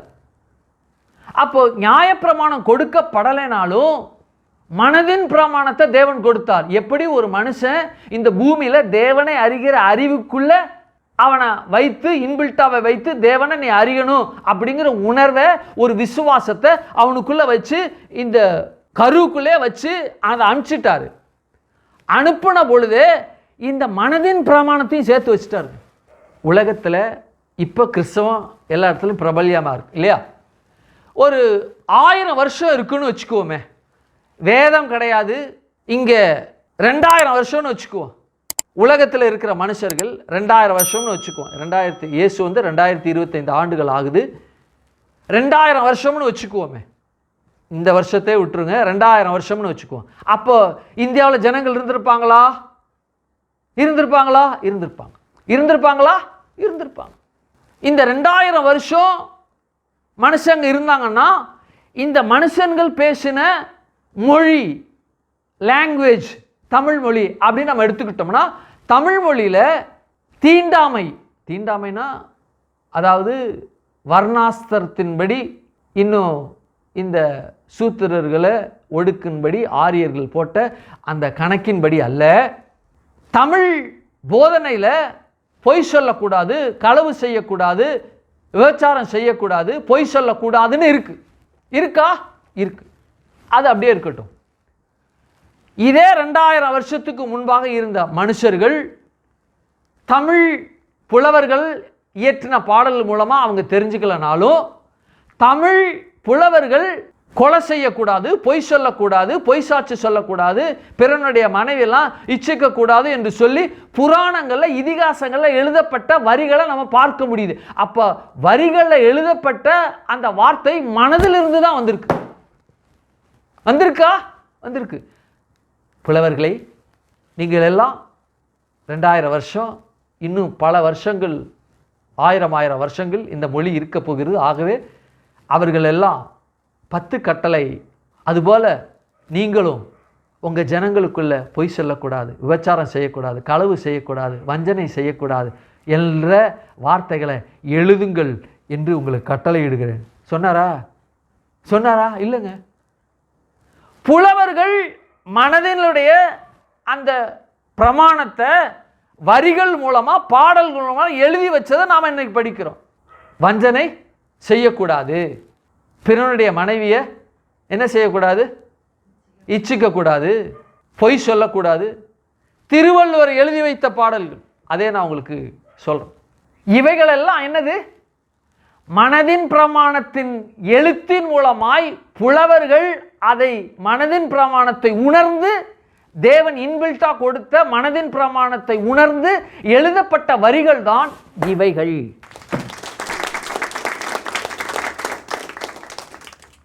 காலம் உருண்டோடினது. அதுக்கப்புறம் இஸ்ரவேல் ஜனங்களுக்கு, இவங்க இங்கே தனியாக இருந்தாங்க, ஆசியா மைனரில் இவங்க தனியாக இருந்தாங்க. ஆகையினால இந்த 10 கட்டளைகள் பிரமாணங்கள்லாம் இஸ்ரவேலுக்கு கொடுத்த காலத்திற்கு இவங்க எழுதுறாங்கன்னு வச்சுக்கோ. அவங்களுக்கு கொடுத்தது இவங்களுக்கு தெரியாதானா இவங்க எழுதுறாங்க. எப்படி? மனதின் பிரமாணம். இன்பில்ட்டா மனதின் பிரமாணத்தை தேவனாகிய கர்த்தர் எல்லா மனுஷனும் கொடுத்துருக்காங்க. ஏன்டா அப்படி பொய் சொல்கிற, உனா கழிகிறேன், ஏன்டா அப்படி பண்ணுற? அவங்க யூத குலத்திலேருந்து அவங்க வந்தவங்களா? இல்லைங்க. ஏன்டா இப்படி கொள்ளை அடிக்கிற, கடவுள் ஒருத்தர் பார்த்துக்கிட்டு இருக்காரு, அதெல்லாம் தப்பு இல்லை பேசுகிறாங்க. 10 கட்டளை பெறலை, ஆனால் 10 கட்டளை உள்ள ஷரத்துகளை மனதின் பிரமாணத்தின் மூலமாக இன்பில்ட்டா தேவனாகிய கர்த்தர் எல்லா மனுஷனுக்கும் கொடுத்துட்டா. இப்போ என்ன ஆயிடுச்சு அப்படின்னா, இந்த மனதின் பிரமாணத்தை படி வாழத்தக்கதாக அவங்க என்ன செய்துட்டுருங்க? வாழ்கிறாங்க. சொல்கிறாரு, எனக்குள்ளே இருக்கிற பாவம் என்ன தூண்டும்படி செய்து நான் தூண்டிக்கிட்டு இருந்தேன், மனதின் பிரமாணத்துக்கு விரோதமாகவே நான் செய்துட்டேங்கிறத ஒரு வார்த்தையை சொல்கிறார். அதுக்கப்புறம் எழுதப்பட்ட பிரமாணத்தின்படி நான் வாசித்த உடனே, மனதின் பிரமாணத்தின்படியே நான் மீறிட்டேனே, அப்படின்னா எழுதப்படுவதற்கு முன்பாக மனதின் பிரமாணத்தை மீறி இருக்கிறபடினால நான் இப்போ பாவியா இருக்கிறேங்கிற உணர்வை இந்த பிரமாணங்கள் கொடுத்துருச்சு. என்ன செய்துச்சு? கொடுத்துருச்சு. இதிலிருந்து அவங்களால மீள முடியல. டேய் நிக்கதேமு, என்னை நோக்கி பாரு, அப்படி என்னை நோக்கி பாரு. வழிமுறைகள், சட்டத்திட்டங்கள், நியமனங்கள் எதுவும் நம்ம மீட்க முடியாது, என்னை நோக்கி நீ பார்க்கணும் என்று சொல்லி தேவனாகிய கர்த்தர் அவன்கிட்ட பேசுகிறான். அப்போ தான் தேவன் தம்முடைய ஒரே பேரான குமாரனை விசுவாசிக்கிறவன கெட்டு போக நித்திய ஜீவனை அடையும்படிக்கு இயேசுவை தந்தில்லை, அவரை தந்திருவாளா உலகத்தில் அன்பு கூர்ந்தார். அன்பு கூர்ந்தார் என்று சொல்லப்படுகிற இந்த வார்த்தையானது அற்புதமான பேசப்பட்ட ஒரு வார்த்தை, அதிசயமாக பேசப்பட்ட வார்த்தை. அவர் அன்பு கூர்ந்தது நிமித்தமாக தான் தேவனாகிய கர்த்தர் ஆதாம் ஏவாளை மன்னிச்சார், அவருடைய பிள்ளைகளை மன்னிச்சார், அவருடைய சந்ததிகளை மன்னிச்சார். ஜலப்பிரளயத்துக்கு முன்பாக இருக்கக்கூடிய எல்லா மனிதர்களையும் அவர் மன்னித்தார். கடும் கோபம் ஆயிடுச்சு. ஒரு பயலை கூட வைக்கக்கூடாது, எல்லாத்தையும் அழிச்சிட்டு புதுசாக ஒரு மனுஷனை உண்டாக்கலாம் நினைவு இருந்துச்சா என்னன்னு தெரியாது. ஆனால் அப்படி நினச்சிருந்தா உனக்கும் ஸ்ரீக்கும் உன் வித்துக்கும் அவள் வித்துக்கும் பகை உண்டாக்குன்ற வார்த்தை பொய்யா. தேவன் பொய் சொல்கிறவர் அல்ல. ஒருபோதும் தேவன் பொய்யின் தேவன் அல்ல, பொய்யுரைக்கின்ற தேவன் அல்ல அல்ல அல்ல. கரெக்ட் அல்ல சொல்லுங்க. ஆமே. அவருடைய வார்த்தை சொல்லிட்டார்னா செயல்பாடுகளுக்குள்ள முடிக்கப்பட்டதாகவே ஆகிடும். மறுபடியும் சொல்றேன், தேவன் ஒரு வார்த்தையை ஒரு மனுஷனுக்கு பேசுகிறார் என்றால் பேசப்பட்ட வார்த்தை அவனுக்கு மாத்திரமல்ல அவனது சந்ததிக்கும் அது கடந்து சென்று முடிக்கப்பட்ட நிலையில தான் அவர் பேசுகிறவராக இருக்கிறார். ரீகாலாமா ஷேபே ஆன்சோரா நபியா. எஸ், எவ்வளவு ஒரு அற்புதத்தின் தேவன், எவ்வளவு ஒரு அதிசயத்தின் தேவன். நாம வழிபடுகிற, நம்ம ஆராதிக்கிற, கொண்டாடுகிற, உயர்த்துகிற தேவன். அப்படியே எனக்கு புல்லரிக்குது. எவ்வளவு அற்புதத்தின் தேவன் பாருங்க. சொல்லை காப்பாற்றுகிற தேவன். ஆகையினாலதான் ஆதாமுடைய வித்து மனுஷனுக்குள்ள வேணும். நான் புதுசா மனுஷனை படைச்சிட்டு மறுபடியும் இன்னொரு உலகத்தை நான் ஆக்குவேன்னா ஆதாமுடைய வித்து இல்லாமல் போயிடும். அப்போ ஆதாமுடைய வித்து வேணா, டேய் வாடா, ஒரு பேழையை கட்டு, நீனு பேழையை கட்டு, என்ன செய்ய, பேழையை கட்டு, உன் மனைவி பிள்ளைகளை அழைத்து கொண்டு வா, எல்லா அனிமலும் வரும். ஏன் தெரியுமா நீ வர்ற? ஆதாம் என்கிற ஒரு மனுஷனுடைய வித்து உனக்குள்ள இருக்கு, உன் குடும்பத்துக்குள்ள. ஆகையினால நீ வேணும், வா பொழைச்சு போ அப்படின்னு சொல்லி பேழையை கட்ட வைத்து இன்னொரு உலகத்துக்குள்ள ஆதாமுடைய வித்தாகி அல்லது ஆதாமுடைய வித்தை சுமந்து கொண்டு பாவத்தின் வித்தாகவே இன்னொரு புதிய உலகத்துக்குள்ள வர்றாங்க. நான் எப்படி இதை பார்க்குறேன்னா, புதிய உலகத்தின் பழைய மனிதனின் பாவநிலை அப்படின்னு பார்க்குறேன். இந்த மெசேஜுக்கு அது அப்படி கூட ஒரு தலைப்பு வைக்கலாம். புதியதோர் உலகத்தின் பழைய மனிதனுடைய பாவ வித்தின் அந்த நிலை, அல்லது புதிய உலகத்தின் பாவ நிலையின் உள்ள மனிதனுடைய வித்து என்று வித்தின் ஒரு பெருக்கம் அப்படின்னு சொல்லலாம்.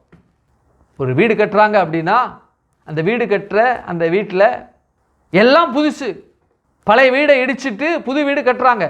பழைய வீட்டில் இருக்கிற எல்லா நிலைகள், எல்லா கதவுகள், எல்லா ஜன்னல், எல்லா கம்பிகள் எல்லாத்தையும் எடுத்து வை, புது வீட்டில் அதை சேர்த்து அதை கட்டணும். அப்படியா கட்டுவாங்களா? மாட்டாங்க. பழைய எல்லாம் நொறுக்கி போட, எல்லாத்தையும் தூக்கி போடு. கதவுகள் புதிது, நிலைகள் புதிது, ஜன்னல்கள் புதிது. இன்னும் அந்த புதிய வீட்டில் இருக்கிற செங்கல் புதிது. பழைய வீட்டில் இடிக்கும்போது செங்கல்லாம் பார்த்து இடிங்க, அந்த செங்கல் தான் இன்னும் புது வீட்டுக்கு கட்டணும், எடுத்து வச்சுக்கணும், ஆகவே பார்த்து இடிங்க அப்படின்னு சொல்கிறாங்க. இல்லை, புதிய செங்கல், புதிய மணல், புதிய ஜல்லி, புதிய கட்டிடங்கள், புதிய கம்பிகள், புதிய நிலைகள், புதிய கதவுகள், புதிய ஜன்னல்கள் எல்லாம் புதுசு. ஆனால் மனுஷன் பழசு. இப்படி தான் புதிய வீட்டுக்குள்ளே நுழைகிற பழைய மனிதனை போல புதிய உலகத்துக்குள்ள பழைய மனுஷன் நுழையிறான். யாரு? ஆதாமுடைய வித்து சுமந்து கொண்டு, ஆதாம் ஏவாள் அவருடைய வித்தை சுமந்து கொண்டு நோவாவும் நோவாவுடைய பிள்ளைகளும், ஓவா பிள்ளைகளும். இது எவ்வளவு ஒரு விஷயம் பாருங்க. உலகம் ஒரு நிலையிலிருந்து இன்னொரு நிலைக்கு பாவமறியாத அல்லது பாவத்தினுடைய பலன் சீரழி அழிக்கப்பட்டு ஒரு புதிய உலகம் பிறக்குது. ஆனா வித்து என்ன செய்யுது? அது தண்ணியில மிதந்து கொண்டிருக்கு வித்து. அந்த வித்து பூமியில கால் படும் பொழுது நோவாவும் பிள்ளைகளும் பேழையை விட்டு காலை கீழே வைக்கிறானுங்க. மாட்டிக்கிட்டியா என்று பாவமும் சாபமும் நோவாவை வரவேற்குது. உன் காலு படணும்பா, இன்னும் நாங்கள் பேலன்ஸ் செய்ய வேண்டி இருக்கிறது என்று சொல்லி இந்த பாவத்தினுடைய காரியங்கள் பேசுகிறதாக நான் கருதுறேன். ஆதாம் ஏவாள் பாவம் செஞ்சிட்டாங்க.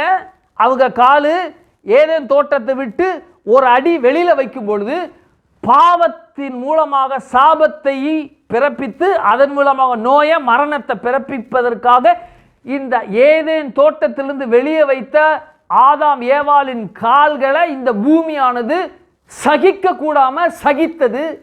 வலுக்கட்டாயமாக பூமியானது பிறப்பிக்க வேண்டிய நிலையில் தள்ளப்பட்டுச்சு. இப்போ படகுல மேலே இருக்கிறாங்க, பேழையில் மேலே இருக்கிறாங்க, உலகம் முழுவதும் அழிக்கப்பட்டுருச்சு.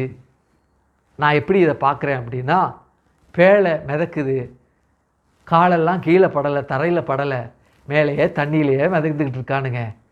அரராத் மலையில் தங்கிருச்சு. பாவத்தினுடைய தன்மை பூமியில் அழிக்கப்பட்டுருச்சு. எல்லா உயிர்களும் அழிக்கப்பட்டது. மனிதர் முதற்கொண்டு உயிரினங்கள் முதற்கொண்டு எல்லாம் அழிக்கப்பட்டுருச்சு. எல்லா அனிமலும் திறந்து விட்டான். பாவம் இல்லாத நிலையில் வருது அப்படின்னு நானே நினச்சிக்கிறேன். அதை நான் கற்பனைக்குள்ளே கொண்டு வரேன். பாவம் இல்லாத நிலையில் அப்படியே மான்கள்லாம் துள்ளி ஓடி வருது. ஆஹா, பாவம் இல்லாத உலகத்தில் நாமெல்லாம் வர்றாயா, எஸ் அப்படின்னு வருது. பழுகி பெருங்கள், பூமியை நிரப்புங்க அப்படின்னு தேவன் சொன்ன வார்த்தை நினச்சிக்கிறேன். எஸ் வாங்க அப்படின்னு சொல்லிட்டு ஒவ்வொரு சிங்கம், புலி, கரடி, மானு, ஒட்டகம், நீர் யானை, இன்னும் என்னென்னலாம் இருக்கோ எல்லாம் ஓடுது. துள்ளி குதித்து ஓடுது. ஆர்ப்பரித்து சந்தோஷத்தை ஒரு கொண்டாட்டமாக தேவனை மகிமைப்படுத்தி ஓடுது. எல்லாம் முடிச்சுட்டு போயிடுச்சு. எல்லாம் போயிடுச்சான்னு இப்படி சுற்றி பார்க்குறான். யார்? நோவா பார்க்குறான். பார்த்த உடனே நோவாவை அங்கே பேழையிலேருந்து நீங்கள் போங்க, பழுகி பெறுங்க அப்படின்னோடனே நோவா அப்படி பார்க்குறான். பார்த்துட்டு காலை வந்தான்னு டங்குன்னு வைக்கிறான். வச்ச உடனே வந்துட்டியா பழைய மனுஷனே அப்படின்னு சொல்லி பாவமும் சாபமும், இந்த சாபத்தின் விளைவாக இருக்கக்கூடிய நோயும் அவர்களை வரவேற்றது போல நான் காண்றேன். அவங்க கால் பதிச்சிச்சு. ஆதாம் ஏவாள் ஏதேன் தோட்டத்தை விட்டு வெளியில கால் பதித்த பொழுது இந்த பூமி எப்படி ஒரு பிரச்சனைகளுக்குள்ள, போராட்டங்களுக்குள்ள, கண்ணீர்களுக்குள்ள மக்களை வழி நடத்த அல்லது மக்களுக்குள் பலன் செய்ய வேண்டும் என்று சொல்லி இந்த காரியத்தை உணர்ந்ததோ, பூமி உணர்ந்ததோ, அதுபோல நோவா காலை வச்ச உடனே ஆதாமுடைய வித்து அவனுக்குள்ள இருக்கிறது, குமாரனுக்குள்ள இருக்கிறது என்பதை இந்த உலகமானது, இந்த பூமியான உணர்ந்துருச்சுங்க. பழைய நிலைமைக்கு மறுபடியும் எங்களை கொண்டு வந்துட்டீங்களாடா, ஆடா பாவிகளா அப்படின்ற மாதிரி நான் என்னுடைய மனக்கண்ணில் அதை பார்க்குறேன். பாவம் என்ன செய்யுது? கற்பனை இந்த கொடுக்கப்படுறதுக்கு முன்னாடியே அது இருந்துச்சுங்கிறார். கற்பனைலாம் கொடுக்கப்பட்டுச்சு இல்லையா, அதுக்கு முன்னாடியே இருந்துச்சுங்க. புலவர்கள் எழுதுனாங்க 2000 வருஷத்துக்கு முன்னாடி, களவு செய்யாதிருக்க வேண்டும், அறத்துப்பால் அதில் பார்த்தீங்கன்னா மனுஷன் எப்படி வாழணும்னு இருக்குது. பொருட்பால் எப்படி இருக்குன்னா, எப்படிப்பட்ட விஷயங்களுக்கெல்லாம், எப்படிப்பட்ட காரியங்கள்லாம் அவங்க இந்த பூமியில் அடைவாங்க அப்படிங்கிற விஷயங்கள்லாம் இருந்துச்சு. என்னது? அறத்துப்பால், பொருட்பால் எல்லாம் மனுஷனுடைய நெறிமுறையை பற்றி பேசுது. அப்போது இந்த நெறிமுறையை பற்றி பேசும் பொழுது இது மனதின் பிரமாணத்தின்படி தான் என்ன செய்யப்பட்டிருக்கு. இவைகள்லாம் அந்த காலத்தில் இருந்த இந்த புலவர்கள்லாம் பேசுகிறாங்க. என்ன செய்கிறாங்க? புலவர்கள்லாம் பேசுகிறாங்க. அப்போ தேவனாகிய கர்த்தர் இந்த பிரமாணங்கள் கொடுக்கப்படுவதற்கு முன்பாகவே எல்லா மனுஷனுக்குள்ளேயும் இந்த மனதின் பிரமாணத்தை என்ன செய்தா மனுஷன் அவனுக்குள்ள தேவன் வச்சதுனால தான் இது அவர்களால் எழுத முடிந்தது. ரொம்ப ஒரு அற்புதமான ஒரு காரியம். அப்போ எழுத முடிகிறது என்றால் இந்த காரியத்தை மனதின் பிரமாணத்தில் அவங்களுக்குள்ள தேவன் போடாமல் அவங்களால எழுத முடியாதுங்க. எழுதவே முடியாது. எந்த ஒரு காரியத்தை மனுஷன் அறிந்திருக்கிறானோ அந்த காரியத்தை தான் அவன் எழுத முடியும், அதை குறித்து அவன் பேச முடியும். எந்த காரியத்தை குறித்து அவன் அறியவில்லையோ அதை குறித்து பேசவும் அதை குறித்து எழுதவும் முடியாது. கரெக்டா? கரெக்டு. ஆபிரகாம் இருக்கான் அல்லது தாவீது இருக்கிறான், நல்லா எழுதுவான், பாடல்கள் தான் எழுதுவான். நேனோ டெக்னாலஜி பற்றி, விமானத்தை பற்றி, காரை பற்றி, பைக்கை பற்றி அவனால் எழுத முடிந்ததா? எழுதினானா? ராக்கெட்டை பற்றி அவனால் எழுதினானா? எழுதலை. எழுத தெரியாது. அறிந்தால்தான் எழுத முடியும். அதை பற்றி பேச முடியும்.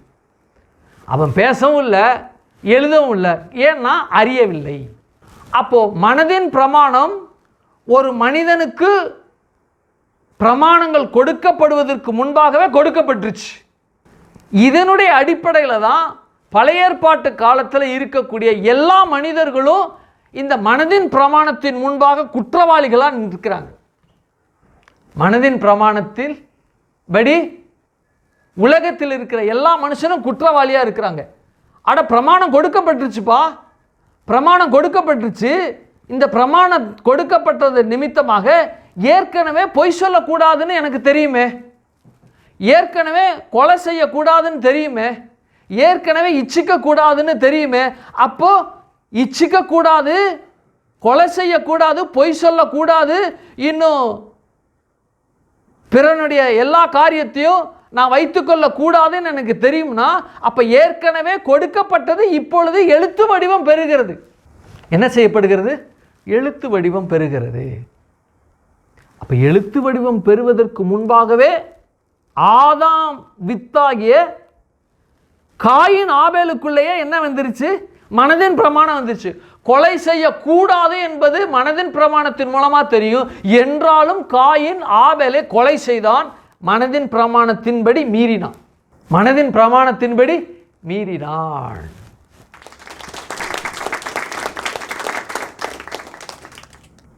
எவ்வளவு பெரிய உண்மை மனதின் பிரமாணம் என்ன செய்கிறது? வெளிப்படுத்துகிறது. அப்போ அப்போஸ்தலன் பவுல் சொல்றாரு, நான் பிரமாணம் நியாய பிரமாணம் இல்லாதவனாக இருந்த பொழுது நான் எப்படி இருந்தேன்? எப்படி இருந்தேன்? ஜீவன் உள்ளவனா இருந்தேன். ஆனால் ஜீவன் உள்ளவனா இருந்ததாக நான் நினச்சிக்கிட்டேன்.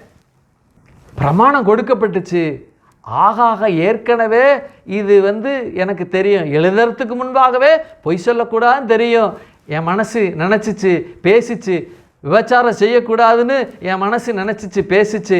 கொலை செய்யக்கூடாதுன்னு என் மனசு நினச்சிச்சு, பேசிச்சு. ஆனால் இப்போ எழுத்து வடிவம் பெறுகிறது மனதின் பிரமாணம். எழுத்து வடிவம் பெற்றதுனால நான் பாவி என்று எண்ண முடியாது. ஏன்னா மனதின் பிரமாணத்தின்படியே நான் பாவி ஆயிட்டேன் என்கிற நிலைக்கு அவன் வந்துட்டான். அப்போ பிதாவே, இந்த பிரமாணங்கள் என்னை மீட்க முடியாது, ஆகவே உம்முடைய இரத்தத்தினால என்னை கழுவுங்க என்று சொல்லி தான் யாருன்னா நிக்கதேமு இருந்தான். நிக்கதேமு இருந்தான். அவன் எப்படிப்பட்ட சூழ்நிலையில் இருந்தான்னா, மனதின் பிரமாணத்தின்படியும் இன்னொன்று எழுத்தின்படி கொடுக்கப்பட்ட நியாய பிரமாணத்தின்படி ரெண்டு பிரமாணத்தின் முன்பாக அவன் நிற்கிறான். யாரு? நிக்கதேமு நிற்கிறான். மறுபடியும் பிறக்கணும்ப்பா அப்படிங்கிறாரு. அப்போ இந்த பிரமாணங்கள் செய்ய முடியாத என் பலி செய்யும், என் மரணம் செய்யும், என்னுடைய இரத்தம் சிந்துதல், சரீரம் பிற்கப்படுதல், உன்னை நான் என்ன நிலைக்கு வைக்கணும்னு நினச்சனோ அந்த நிலைக்கு வைக்கும். பிரமாணங்கள், சட்டத்திட்டங்கள், நியமனங்கள், கோட்பாடுகள் எதுவும் உன்னை என்ன செய்ய முடியாது, அந்த நிலைக்கு கொண்டு வர முடியாது என்பதை தேவன் அங்கே என்ன செய்தார்? காட்டுகிறார். அப்போ தான் அருமையான ஒரு வார்த்தையை சொன்னார். தேவன் தம்முடைய ஒரே பேரான குமாரனை விசுவாசிக்கிறவனோ அவன் கெட்டு போகாமல் நித்திய ஜீவனை அடையும்படிக்கு இயேசுவை தந்திரளி, அவரை தந்திரளி இவ்வளவாய் உலகத்தில் அன்பு கூர்ந்தார். அப்போ தேவனாகிய கர்த்தர் பேசின ஒவ்வொரு வார்த்தை, யோவான் 3:14, ஒவ்வொரு வார்த்தை பை வார்த்தையாக, வேர்டு பை வேர்டாக நம்ம என்ன செய்தோம்? பார்த்தோம் இல்லையா? கெட்டு போதனா என்ன, குமாரனா என்ன, பிதானா என்ன, நித்திய ஜீவனா என்ன, நித்தியம்னா என்ன, ஜீவனா என்ன என்று சொல்லி என்ன செய்த பார்த்தோம். அப்போ அன்பு கூர்ந்தார். அன்பு கூர்ந்தார். எப்போ அன்பு கூர்ந்தார்? இயேசு வருவதற்கு முன்பாகவே அன்பு கூர்தல் இருந்தது நிமித்தமாக தான் ஆதாமில் அன்பு கூர்ந்தார், அவருடைய சந்ததியில் அன்பு கூர்ந்தார், அவருடைய பிள்ளைகளுக்குள்ள அன்பு கூர்ந்தார். அப்போ பிள்ளைகளுக்குள்ள அன்பு கூர்ந்தார். உலகம் அழிவதற்கு முன்பாக மனதின் பிரமாணத்தின்படி முதலாம் அழிதலுக்குள்ள, ஜலப்பிரளயத்துக்குள்ள இருக்கக்கூடிய அனைத்து ஜனங்களும் இந்த மனதின் பிரமாணத்தின் முன்பாகவே பாவியா நின்றுட்டாங்க. எழுத்தின்படி கொடுக்கணும்னு அவசியம் கிடையாது. மனதில் தேவன் எழுதிட்டாரு. அந்த மனதின் பிரமாணத்தின் முன்பாகவே உலகத்துள்ள அத்தனை ஜனங்களும், உலகத்தில் உள்ள முதலாம் அழிவுக்குள்ள பங்கு பெற்றவர்கள், முதலாம் உலகத்தில் இந்த ஜனங்கள், முதலாம் அழிவுக்குள்ள இருந்த ஜனங்கள் எல்லாம் மனதின் பிரமாணத்துக்கு முன்பாகவே பாவிகளா நின்றுட்டாங்க. அவங்களுக்கு எழுதி கொடுக்கணும்னு அவசியம் கிடையாது. நான் ஒன்று சொல்றேன், எழுதி கொடுக்கிற பிரமாணம் அதை காட்டிலும் மனதின் பிரமாணம் இன்னும் வலியது என்று நான் பேசுறேன். இதை நான் போனதில் நான் பேசலை. இப்போ ஆவியானவர் உள்ளத்தில் என்ன செய்கிறார்? பேசுகிறார். ஒரு அரை மணி நேரத்துக்கு முன்னாடி இருந்தது இல்லையா, அதில் நான் இதை பேசலை. இப்போ ஆவியானவர் என்ன செய்கிறார்? பேசுகிறார். எழுத்தின்படி எழுதப்பட்ட பிரமாணத்தை காட்டிலும் மனதின் பிரமாணம் எழுதி கொடுப்பதற்கு முன்பாக இந்த பிரமாணம், மனதின் பிரமாணம் வலியது என்று நான் பேசுகிறேன் என்ற தகவலை நான் உங்களுக்கு சொல்கிறேன். மறுபடியும் சொல்கிறேன், எழுதி கொடுக்கப்பட்ட எழுத்தினுடைய பிரமாணத்தை காட்டிலும் மனதின் பிரமாணம் வலியது என்று நான் பேசுகிறேன். ஏன் வலியது, ரொம்ப ஸ்ட்ராங் அப்படின்னு நான் சொல்கிறேன் அப்படின்னா அதை உங்களுக்கு விளக்குறேன் பாருங்கள். மனதின் பிரமாணம் ஒரு மனுஷனுக்குள்ளே இருக்குது, அது வலியதுன்னு சொல்லிட்டேன், அது அப்படியே இருக்கட்டும். இப்போ எழுத்தின் பிரமாணம் எழுத்தின் வடிவத்தில் கொடுக்கப்பட்ட மனதின் பிரமாணத்தை எழுத்து வடிவத்தில் தேவன் கொடுத்தார். எழுத்தின் வடிவத்தில் கொடுக்கப்பட்ட இந்த பிரமாணமானது மனதின் பிரமாணத்தை காட்டிலும் ரொம்ப பலவீனமாக, இன்னும் வலியதாக இல்லை என்கிறத நான் உங்களுக்கு விளக்குறேன். எப்படின்னா, மனதின் பிரமாணம் தேவன் ஒரு மனுஷனுக்கு கொடுத்துட்டார். அந்த மனுஷன் அந்த மனதின் பிரமாணம் நல்லா தெரியும். என்னது? கொலை செய்யாத, பொய் சாட்சி சொல்லாத, இச்சியாத, களவு செய்யாத, பிறனுடைய மனைவியை எடுத்துக்காத, கொலை செய்யாத, வஞ்சகமாக பேசாத, இன்னும் இச்சயமான வார்த்தைகளை இது பண்ணாத, இச்சிக்காத, எல்லாம் மனதின் பிரமாணத்தில் எல்லாருக்கும் இருக்கா? இருக்கு. இப்போ எழுத்து வடிவத்தில் அதை கொடுத்துட்டார் தேவன். எழுத்து வடிவத்தில் கொடுக்கப்பட்ட இந்த மனதின் பிரமாணம் எழுத்து வடிவம் பெறுகிறது. இந்த எழுத்து வடிவம் பெறுகிற இந்த எழுத்தை எந்த மனிதன் இதை படிக்கத்தக்கதாக அவனுக்கு நாலேஜ் இருக்கிறதோ அப்போதான் அது புரியும் அவனுக்கு. மறுபடியும் சொல்றேங்க, மனதின் பிரமாணத்தை தேவனாகிய கர்த்தர் எழுத்து வடிவத்தில் என்ன செய்துட்டார்? எழுதி கொடுத்துட்டார். எழுதி கொடுக்கப்பட்ட அந்த எழுத்தை எந்த மனுஷன் அந்த எழுதி கொடுக்கப்பட்ட அந்த எழுத்தை படிக்கிறானோ அப்பதான் அவனுக்கு புரியும். அந்த லெட்டரை படிச்சாதான் அவனுக்கு புரியும், இல்லையா? சரி, நீங்க ஒரு இதை உங்களுக்கு விளக்குறேன் பாருங்க. எப்படின்னா, ஒரு ஜப்பான் போறீங்க, ஒரு அருமையான ஒரு செல்போன், ஒரு கேமரா வாங்குறீங்கன்னு வச்சுக்கோங்க. அதில் ஆங்கில வார்த்தை எதுவுமே இல்லை, தமிழ் கிடையாது, மற்ற எல்லா லாங்குவேஜ்லையும் எழுதப்பட்டிருக்கு. ஃப்ரெஞ்சில் எழுதியிருக்கு, கொரியன் லாங்குவேஜில் எழுதியிருக்கு, ஜாப்பனீஸ் லாங்குவேஜில் எழுதியிருக்கு, இன்னும் ஃப்ரெஞ்சில் எழுதியிருக்கு, இன்னும் சைனீஸ் லாங்குவேஜில் எழுதியிருக்கு. எல்லாம் அந்த இன்ஸ்ட்ரக்ஷன் மேனுவலில் படிப்பதற்காக அப்படி ஒவ்வொன்றா பார்க்குறீங்க. ஜாப்பனீஸ் லாங்குவேஜில் எழுதப்பட்டது இருக்குது, சைனீஸ் லாங்குவேஜில் எழுதப்பட்டது இருக்குது, கொரியன் லாங்குவேஜில் எழுதப்பட்டது இருக்குது, இன்னும் ஹிந்தியில் எழுதப்பட்டது இருக்குது, இன்னும் லாட்டினில் ஃப்ரெஞ்சில் எழுதப்பட்டதெல்லாம் இருக்குது. இந்த லாங்குவேஜ்லாம் எனக்கு தெரியும், அதனால அப்படி படிக்கிறேன். படிக்க முடியுமா? தெரியாட்டினா படிக்க முடியுமா? என்னங்க எல்லாம் முறுக்கு சுட்ட மாதிரி அங்கங்கே எல்லாம் பிச்சு போட்ட மாதிரி இருக்கு, என்னமோ சொல்கிறோமா இல்லையா? ஒன்றுமே விளங்கலை. ஒரு பிரமாணம் எழுத்து வடிவம் பெறும் பொழுது அந்த எழுத்தை யார் படிக்கிறாங்களோ, புரிகிறாங்களோ, படித்ததன் மூலமாக, புரிதல் மூலமாகத்தான் இந்த மனதின் பிரமாணம் என்ன செய்ய முடியும்? அவங்களால விளங்கி கொள்ள முடியும். மறுபடியும் சொல்கிறேன், எழுத்து வடிவம் பெற்ற மனதின் பிரமாணத்தை படித்து அதனுடைய அர்த்தத்தை புரிந்து கொண்டால்தான் அந்த மனதின் பிரமாணம் அவங்களுக்குள்ள பேலன்ஸ் செய்யும். உண்மையா? உண்மை. எவ்வளவுதான் பயங்கரமான விஷயம், உலகத்தையே தலைகீழாக மாற்ற இல்லது, அல்லது ஒரு மனுஷன் வாழ்கிறான், அந்த மனுஷன் இனி சாகாமலே இருக்கக்கூடிய ஒரு வரி எழுதியிருக்கு, அந்த வரியை பின்பற்றினா போதும், சாகவே மாட்டாங்கிற ஒரு வரி இருக்கு. அப்படின்னா ஐயோ இதுதான் எழுதியிருக்குங்க, என்னன்னு தெரியலங்க, எப்படிங்க தமிழில் இதுதானா? மனதின் பிரமாணம் எழுத்து வடிவம் பெற்றுச்சு. இதை படிக்க ஒரு மனிதனால் முடியாது இருக்குமானால் அந்த மனதின் பிரமாணம் எழுத்து வடிவம் பெற்றது பலவீனமாக இருக்கும். ஆகையினால தான் சொல்கிறேன், மனதின் பிரமாணத்தை ஒவ்வொரு மனுஷனுக்கும் இன்பில்ட்டாக உள்ள வச்சுட்டார். என்ன செஞ்சிட்டாரு? இன்பில்ட்டாக உள்ள வச்சார். அப்போது அவன் என்ன செய்ய முடியாது? நீங்கள் எபிரேய வார்த்தையில் எழுதிட்டீங்க, ஆகையினால எனக்கு தெரியாது, எபிரேய வார்த்தை எனக்கு தெரியாது சொல்ல முடியாதுங்க. அல்லது எபிரேய வார்த்தை அதை எழுதியிருக்கு, டிரான்ஸ்லேட் பண்ணி எனக்கு கொடுக்கல, தமிழில் கொடுக்கல, ஹிந்தியில் கொடுக்கல, மலையாளத்தில் கொடுக்கல, இன்னும் என்னென்ன லாங்குவேஜில் உலகத்தில் எத்தனை மனுஷன் இருக்காங்களோ அத்தனை மனுஷனுங்க அந்தந்த லாங்குவேஜில் இது மொழிபெயர்க்கப்பட்டு கொடுக்கப்படல, ஆகையினால எனக்கு தெரியாது அப்படின்னு சொல்லுவதற்கு அவர்களுக்கு என்ன கிடையாது? அவங்களுக்கு என்ன கிடையாது? என்ன கிடையாது? வழி இல்லை. நான் அதனால தான் சொல்கிறேன், மனதின் பிரமாணம் is a more stronger than written law அப்படிங்கிறேன். மனதின் பிரமாணம் ரொம்ப எல்லாத்த காட்டிலும் வலியது. ஏன்னா எல்லாருக்குள்ளே இன்பில்ட்டா தேவன் கொடுத்துட்டார். கொடுக்கப்பட்ட இந்த மனதின் பிரமாணமானது மிகவும் வலியதா இருக்கிறது, வலிமை உள்ளதா இருக்கு. ஏன்னா எழுதி கொடுக்கப்பட்ட அந்த மனதின் பிரமாணம் அது படித்தா தான் புரியும். ஆகவே தேவனாகிய கர்த்தர் என்ன செஞ்சிட்டாரு? அந்த பிரமாணத்தை எழுதி கொடுப்பதற்கு முன்பாக எல்லா மனுஷனுங்களும் போடு. இப்போ நியாயப்பிரமாணம் எழுதி கொடுத்தாலும் எழுதி கொடுக்கலனாலும் கற்பனை எனக்குள்ளே இருந்து என்ன குற்றவாளின்னு தீர்ப்பதற்கு முன்பாகவே மனதின் பிரமாணம் என்ன செய்திருச்சு? என்ன குற்றவாளியை தீர்த்து விட்டது. எவ்வளவு ப்ரொஃபவுண்டு புக்கு பாருங்க தேவனுடைய அந்த செயல்பாடுகள். அப்போ பாவம் உள்ளே பிரவேசிச்சிருச்சு. உலகத்தில் எல்லா ஜனங்களும் இருக்கிறாங்க. ஆதாம் பாவம் செய்தான்.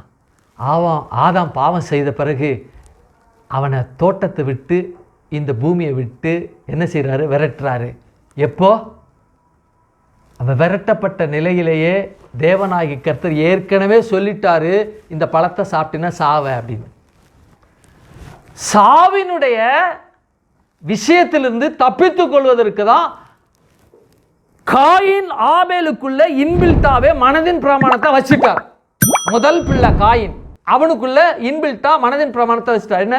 கொலை செய்யாத. முதல்ல என்ன செய்யறான்? தேவனுடைய பிரமாணத்தை மீறுவதற்காக ஆதாமுடைய பையனாகிய காயின் ஆபேலை கொலை செய்தான் அப்படின்னு நான் சொல்றேன். பிரமாணத்தை மீறுவதே பாவம் இருக்கு. மனதின் பிரமாணத்தை மீறினா பாவம் செய்துட்டான். பாவியா இருக்கிறதுனால மனதின் பிரமாணத்தை மீறி பாவி ஆயிட்டான். அப்ப ஆதாம் மனதின் பிரமாணத்தை சுமந்து கொண்டு, வித்தின் மூலமாக சுமந்து கொண்டு இந்த ஏதேன் தோட்டத்தில் என்ன செய்யறான்? காலை வெளியில வைக்கிறான். காலை என்ன செய்யறா? வெளியில வைக்கிறான். பூமி அதுக்கு முன்பு பாவம்னா என்னென்னு அறியாமல் இருக்கு, சாபம்னா என்னென்னு அறியாமல் இருக்கு. சாபத்தினுடைய பலனை இந்த பூமி பிறப்பிக்கின்ற இந்த பிறப்பிக்குதலை அறியாமல் இருக்கு. பாவம் செய்த மனுஷன் இந்த ஏதேன் தோட்டத்திலிருந்து வெளியில் அப்படி காலை டம்னு வைக்கிறான். பாவத்தினுடைய பலன் இந்த பூமியில் அந்த மனுஷனுடைய கால் பட்ட உடனே தனக்கு தேவன் கொடுத்த நிலையிலிருந்து மாறி சாபத்தின் வழியாக எதை பிறப்பிக்கிறது என்றால் இந்த பூமியில் மிகப்பெரிய பாவத்தின் வழியாக மரணத்தை, சாபத்தை இதன் மூலமாக பிறக்குது. பாவத்தின் வழியாக முதல் அந்த ஜலப்பிரளயத்துக்கு முன்பாக இருக்கக்கூடிய ஜனங்கள் எல்லாம் நியாயப்பிரமாணம் கொடுக்கப்படுவதற்கு முன்பாக அழிஞ்சிட்டாங்களே. எவ்வளவு கொடுமையான காரியம் இல்லை. நியாயப்பிரமாணம் மனதின் பிரமாணத்தின்படி ஒரு எழுத்து வடிவம் பெற்ற ஒரு மனதின் பிரமாணம் தான் இந்த நியாயப்பிரமாணம். மனதின் பிரமாணத்தின் எழுத்து வடிவம் தான் நியாயப்பிரமாணம். அப்போ நியாயப்பிரமாணம் எழுத்து வடிவம் பெறுவதற்கு முன்பாக ஒரு மனுஷனுக்குள்ள மனதின் பிரமாணமாக இருந்து ஆதாமுடைய வித்தாகிய அவர்களுடைய சந்ததிகளுக்குள்ளே இது இன்பில்ட்டா வச்சதுனால முதல் ஜலப்பிரளயத்தில் அழிவுக்குள்ளே இருக்கிற ஜனங்கள் எல்லாரும் மனதின் பிரமாணத்துக்கு முன்பாக எப்படி இருக்கிறாங்க? பாவிகளா முன்பாக நிற்கிறாங்க. ரொம்ப அற்புதமான ஒரு செயல். ஆதாம் பாவம் செய்து காலை வெளியில் வச்சான். காலை வெளியில் வச்சவனை பாவமறியாத இந்த பூமி பாவத்தை உணர்ந்து பாவத்தின் மூலமாக சாபத்தையும் நோயையும் பிணியையும் இனி என்னென்ன பிறப்பிக்கணுமோ, பிசாசுக்கு அடுத்த காரியம் என்ன பிறப்பிக்கணும் எல்லாம் பிறப்பிக்க ஆரம்பிச்சிருச்சு. பூமிக்கு அது பிடிக்கல. தேவ புத்திரர் வெளிப்படும்படிக்கு பூமியானது பிரசவ வேதனைப்படுது. அப்போஸ்தலன் பவுல் பேசுறார். அதுவும் தேவன் கொடுத்த அந்த வார்த்தையிலிருந்து பிறப்பிக்க முடியலையே என்று சொல்லி பிரசவ வேதனைப்படுது. என்னது? பாவம் பிறப்பிக்குது. இது பழைய ஏற்பாட்டில் அந்த ஓட்டியில் அது மனதின் பிரமாணத்தை அவங்க உள்ளே இருக்கிறதுனால எல்லாம் குற்றவாளியாக முன்னாடி வந்துருந்தாங்க. வேறு வழி இல்லை. தேவன் எல்லாம் உலகத்தை அழிக்கணும்னு நினச்சாரு. அப்போ என்னது? இந்த மனதின் பிரமாணம் மனசுனுக்குள்ளே இருக்கிறது. இதில் எல்லா ஜனங்களும் வந்து நின்றுறாங்க. இப்போ ஆண்டவர் பார்த்தாரு, சரி இவங்களை அழிச்சிடணும் அப்படின்னு சொல்லிட்டு ஜலப்பிரளயத்தில் எல்லாரும் அழிக்கணும்னு நினச்சாரு. ஆனால் அவர் பொய்யுரையாத தேவன். யார்? நம்முடைய தேவன் பொய்யுரையாத. ஆகவே அவருக்கு ஆதாமுடைய வித்து தேவை. பாவமறியாத உலகத்தில் மனுஷன் பாவமறியாத நிலையில் பூமியில் தன் காலை வச்சு பூமியானது பாவம் என்கிற தன்மையை உணராமல் அறியாமல் அதனுடைய பலனை பிறப்பிக்காமல் இருந்துச்சு. எப்போ ஏதேன் தோட்டத்தில் பாவம் செய்தோனோ அப்போவே பூமியானது ஏதோ ஒரு டிசாஸ்டருக்குள்ள போகும்படி என்ன ஆயிடுச்சு? ஒரு தருணத்துக்குள்ளே வந்துருச்சு. ஏதேன் தோட்டத்திலிருந்து வெளியே தேவன் துரத்தின விட காலை வச்சானோ இல்லையோ, ஆட பாவி, தேவன் சொன்ன எல்லா காரியத்துக்கு விரோதமாக செயல்படுத்த பாவமானது என்னை பயன்படுத்தத்தக்க உன் காலை வச்சிட்டியடான்னு அந்த பூமியானது ஆதாம் காலை வச்ச ஏவாள் காலை வச்ச அந்த காலடியை பார்த்து பேசிச்சு. அப்படிதான் நான் பார்க்குறேன். எல்லா ஜனங்களும் மனதின் பிரமாணத்துக்கு முன்பாக நிற்கிறாங்க. பாவம் செஞ்சாங்க. ஜலப்பிரளயம் வந்தது, அழித்தது. தேவன் பொய்யுரையாதனால நோவாவையும் பிள்ளைகளையும் தேவன் பேழையில் மேலே வச்சிட்டாரு. தண்ணி தலைக்கு மேலேயா, அதாவது எல்லா சகலமான உயர மலைகளில் 12 முழம் 7 முழம் என்ன செய்தது? பிரவாகித்திருக்கு. மேலே மிதக்குது. ஒரு சின்ன டப்பா மாதிரி மேலே மிதக்குது. ஒரு இலை மாதிரி மிதக்குது. அவ்வளோ பெரிய பேழை ஷிப்பு மிதக்குது. தண்ணியெல்லாம் வத்து போச்சு. பறவைகள், விலங்குகள், ஊரும் பிராணிகள் எல்லாம், பூமியானது அப்பாடா எல்லாம் அழிஞ்சிருச்சியா. இனி தேவன் சொன்னபடி பிறப்பிக்க நாம் தேவனுடைய கட்டளை பெற்று இந்த பூமியில் போறோம்னு சொல்லிட்டு துள்ளி குதிக்குதுங்க. தேவனை கொண்டாடுதுங்க, ஆர்ப்பரிக்குதுங்க. என்ன செய்யுது? தேவனை கொண்டாடி ஆர்ப்பரித்து இந்த பூமியில் பழுகி பெருகி பூமியை நிரப்புங்க. வா நம்ம போகலாம். பெண் சிங்கம் ஆண் சிங்கத்தை பார்த்து, ஆண் சிங்கம் பெண் சிங்கத்தை பார்த்து ஜோடி ஜோடியா வெளியில் சந்தோஷமாய் குதூகலமாய் இந்த பூமியை விட்டு புறப்படுதுங்க. நோவாக்காரன் அவனுக்கு பிள்ளைகளா, டே ஒன்றா போய் பாரு, உள்ளே ஏதாவது ஒன்று அடைஞ்சிட்டு இருக்கா, நம்ம விட்டு போயிட்டோம்னா இங்கேயே இருந்து செத்து போயிருங்க, போய் பாரு அப்படின்னா எல்லாம் போய் பார்த்தா எல்லாம் போயிடுச்சு. ஆண்டவர் சொல்கிறாரு, பேழையை விட்டு போ அப்படிங்கிறாரு. இந்த 8 பேரும் நடந்து வர்றாங்க. முதல்ல நோவா வர்றான். பேழையிலிருந்து காலை அப்படி வைக்கிறான். ஆட பாவி, மறுபடியும் காலை வச்சிட்டியாயா? ஏற்கனவே ஒருத்தன் வச்சான். அதனால் உலகத்துள்ள சகல ஜீவராசிகளும் மடிந்து போயிட்டு இப்போ நீயும் காலை வச்சிட்ட. அந்த பலனை நான் உணராது இருந்தேன். அதே ஆதாமுடைய வித்தை சுமந்து வந்து காலை வச்சிட்டியடா பண்டி பயலை அப்படிங்கிற மாதிரி நோவாவை பார்த்தா ஐயோங்கிற மாதிரி ஆயிடுச்சு. ஆனால் மனதின் பிரமாணத்தை சுமந்து கொண்டு வந்த ஆதாமுடைய வித்தாகிய நோவா. நான் பேசுகிறேன், புதிய உலகத்தின் பழைய மனுஷனுடைய வித்தை சுமந்து வந்த நோவா என்று நான் இந்த இதுக்கு என்ன செய்கிறேன்? தலைப்பு கொடுக்குறேன். ஒரு உலகத்தை படைச்சாரு, பாவம் பிரவேசிச்சிருச்சு. மனதின் பிரமாணம் காயினுக்குள்ளேயே கொடுத்து இன்பில்ட்டா வச்சு கொடுத்தாரு. அதை மீறி கொலை செய்தா உலகமெங்கும் பாவத்தினுடைய மகா கொடியதான அந்த காரியம் அவங்களுக்குள்ள என்ன செய்தது? பழுகி பெருகினாங்க. அழிக்க நேர்ந்தது. அழிந்தாங்க. அழிஞ்ச பிறகு ஒரு புதிய உலகம் தேவன் கொண்டு வர தேவன் சித்தமாகி பேழைக்கு தண்ணிக்கு மேலே மிதக்குது பேழை. பூமியானது பார்க்குது, ஆஹா தேவன் ஒரு மனுஷனை அங்கே வச்சிருக்கிறாரு. ஒரு 8 பேர் இருக்கிறாங்க, நிறைய ஜீவராசிகள்லாம் இருக்குது. இனிமே தேவன் சொன்னபடி நான் பிறப்பிக்க போகிறேன் என்று சொல்லி ஆவலாக காத்துக்கிட்டு இருக்கு. எது? நிலப்பரப்பு, பூமி. நான் அப்படி தான் பார்க்குறேன். கீழே இருந்து பூமி பார்க்குது, நிலம் பார்க்குது, இந்த எர்த்து பார்க்குது. தேவனுடைய மகாஜனம் அங்கே மேலே இருக்கிறது, பேழையெல்லாம் இருக்கு. தேவன் சொன்னபடி என்னை பிறப்பிக்க நான் ஒரு புதிய ஒரு சக்தியாக வர, இந்த தண்ணீர்லாம் குறைஞ்சி வர அவர்களை எடுத்து தேவன் சொன்னபடி பழுகி பெருகி பூமியை நிரப்புறது இன்னும் என்னோட வேலை அப்படின்னு சொல்லி காத்துக்கிட்டு இருக்கு. எது? பூமி. அரராத் மலையில் தங்குச்சு, ஏதோ ஒரு தட்டுப்படுது அப்படின்னு பூமி உணர்ந்துச்சு. பூமி பேசுனா அது என் நண்பனாக இருந்தால் அது எப்படி பேசியிருக்கோ அல்லது எப்படி செய்திருக்குன்னு ஒரு கற்பனையில் நான் சொல்கிறேன். உண்மையிலே இது நடந்திருந்தாலும் சந்தோஷம்தான், இப்படி இருந்திருந்தாலும் உண்மைதான். எல்லாம் போச்சு, எல்லாம் போகுது. எஸ், நான் பிறப்பிக்க போகிறேன். புறா போச்சு, பிறப்பிக்க போகிறேன். எல்லா ஜீவராசிகளும் போச்சு, எல்லா அனிமலும் போச்சு, நான் பிறப்பிக்க போகிறேன் அப்படின்னு சொல்லி என்ன செய்தது?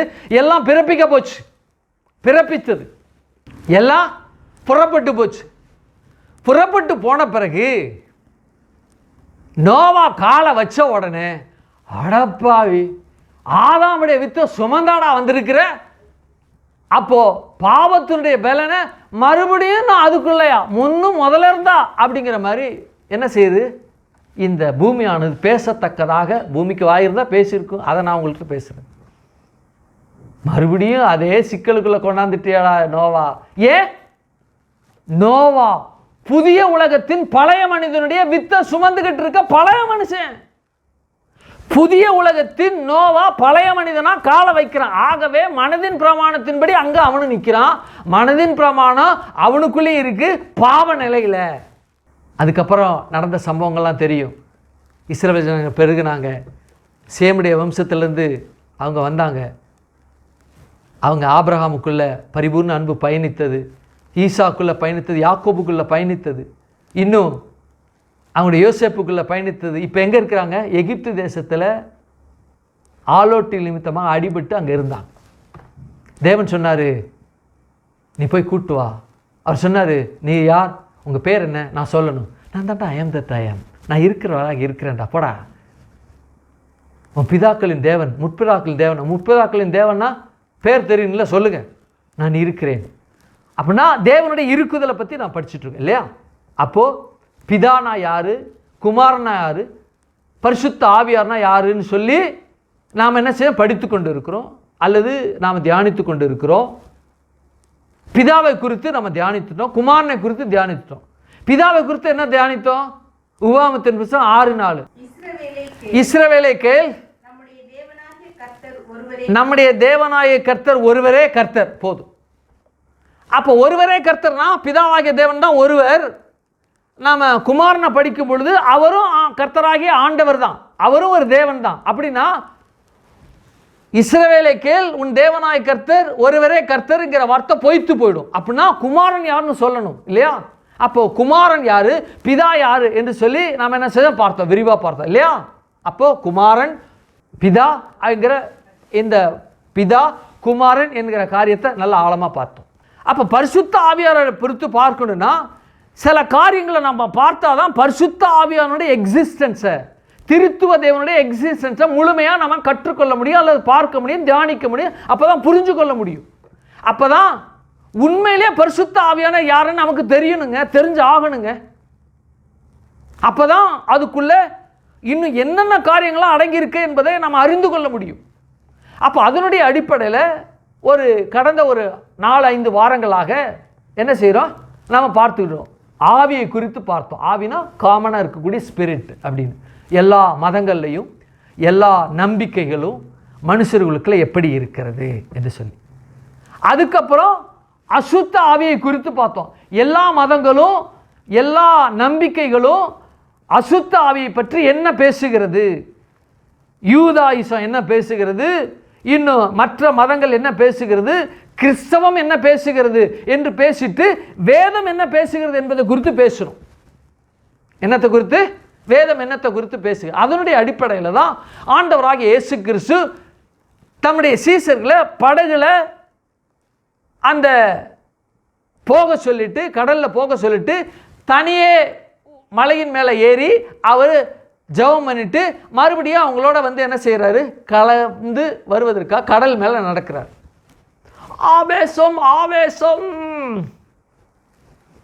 என்ன செய்யறான்னு கத்துறாங்க. ஆவேசங்கிறனா ஏதோ ஒரு ஆவியை கண்டு, வேற ஆவியை கண்டு பயப்படுகிற பயத்தின் போல அவர் என்ன கத்துறாங்க.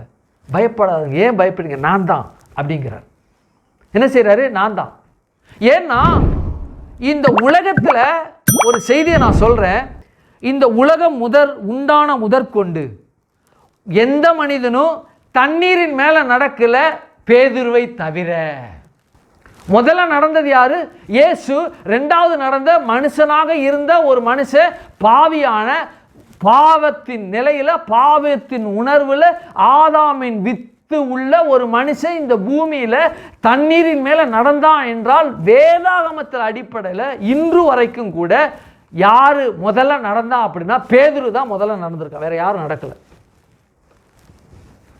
ஒருவேளை நீங்கள் யாராவது இருப்பீங்கன்னா, தண்ணியில் நடக்கணும்னா தண்ணிக்கு மேலே நடங்க, தண்ணியில் நடந்துடலாம். முழங்கால் அளவுக்கு உள்ள தண்ணியில் நடந்துடலாம். முழங்கால் அளவு உள்ள தண்ணியாக இருந்தாலும், அல்லது கணுக்கால் அளவு உள்ள, பாதம் அளவு உள்ள தண்ணியாக இருந்தாலும், தண்ணி படாமல் தண்ணி மேலே நடக்கணும். அதுதான் முக்கியம். தண்ணி படாமல் தண்ணி மேலே நடக்கணும், அதுதான் முக்கியம். அப்போ நடக்க முடிந்ததா? இல்லை. அப்போ தேவனாகிய கர்த்தர் நடக்கும்போது ஆவேசம் என்ற பொழுது அங்கே என்ன பேசப்பட்டது, என்ன அங்கே பயந்தார்கள் என்று சொல்லி பார்க்க முடியும். என்னன்னா, ஒரு அசுத்த ஆவி அவர்களுக்கு எதிர்வதுவது போல அவர்கள் நினைத்து பயந்தாங்க. அப்போ அவர்கள் சீஷர்கள், யூதர்கள், யூத நம்பிக்கை என்னன்னா, அசுத்த ஆவியை நம்பினாங்க, பிசாசையும் நம்பினாங்க. என்ன செய்தாங்க, நம்பினாங்க. அப்போ ஆண்டவராகிய இயேசு கிறிஸ்து இன்னொரு அனுபவத்துக்குள்ள போனார். என்னது, இன்னொரு அனுபவத்துக்குள்ள போனார்.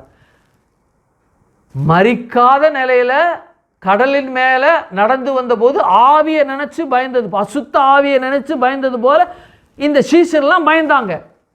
இன்னொரு அனுபவம், அவர் மரித்துட்டாரு, ஆனா மரித்து உயிரோட வந்துட்டார் என்கிற விஷயமானது, வாழ்றார் என்கிற விஷயமானது உலகத்தில் எங்கும் பேசப்படல, கேட்கப்படல.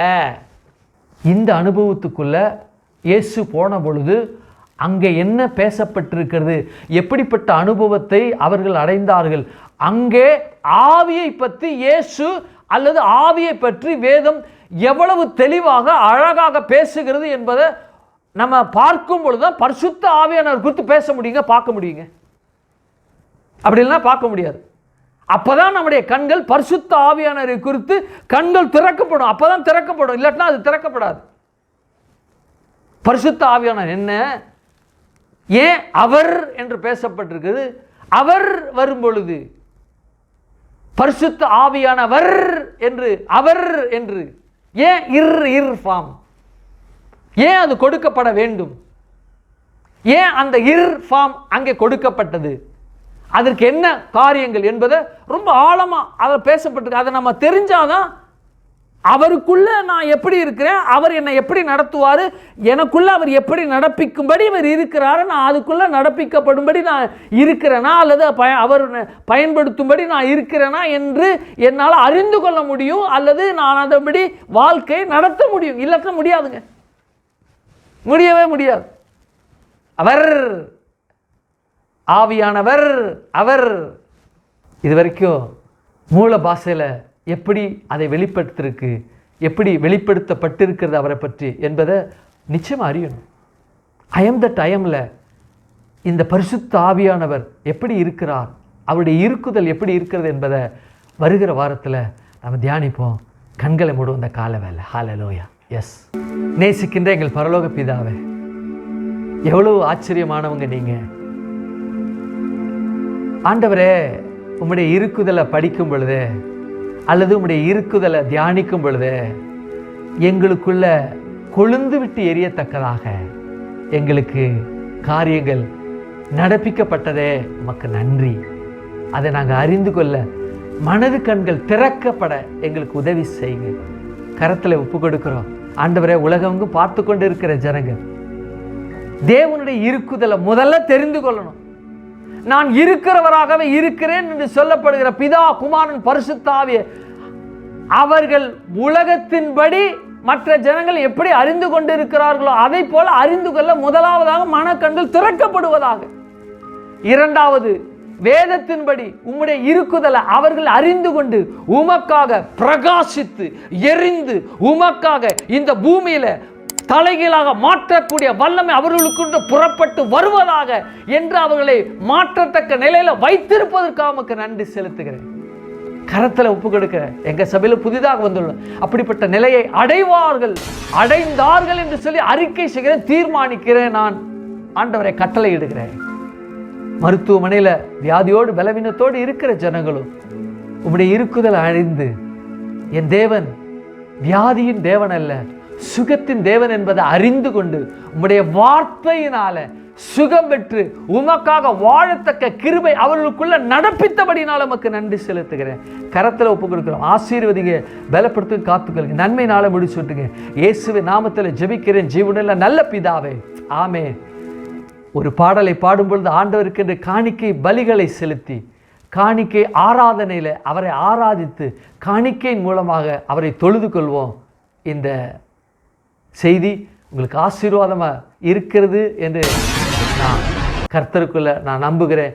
மாத்திரமல்ல, இந்த ஆராதனையின் மூலமாக தேவனுக்கு மகிமையை செலுத்த, காணிக்கையின் மூலமாக அதை செலுத்தத்தக்கதாக ஜிபே மூலமாக திரையில் தெரிகிற எண்ணுக்கு அதை அனுப்பும்படியும், வங்கியினுடைய அதில் பணத்தை அனுப்ப ஆண்டவராக இயேசு கிறிஸ்துவின் நாமத்தினால அன்போடு இந்த காணிக்கை பலியின் ஆராதனைக்குள்ளே உங்களை பங்கு பெற உங்களை நான் அழைக்கிறேன். கர்த்தர் உங்களை ஆசீர்வதிப்பாராக. ஆமென், ஆமென்.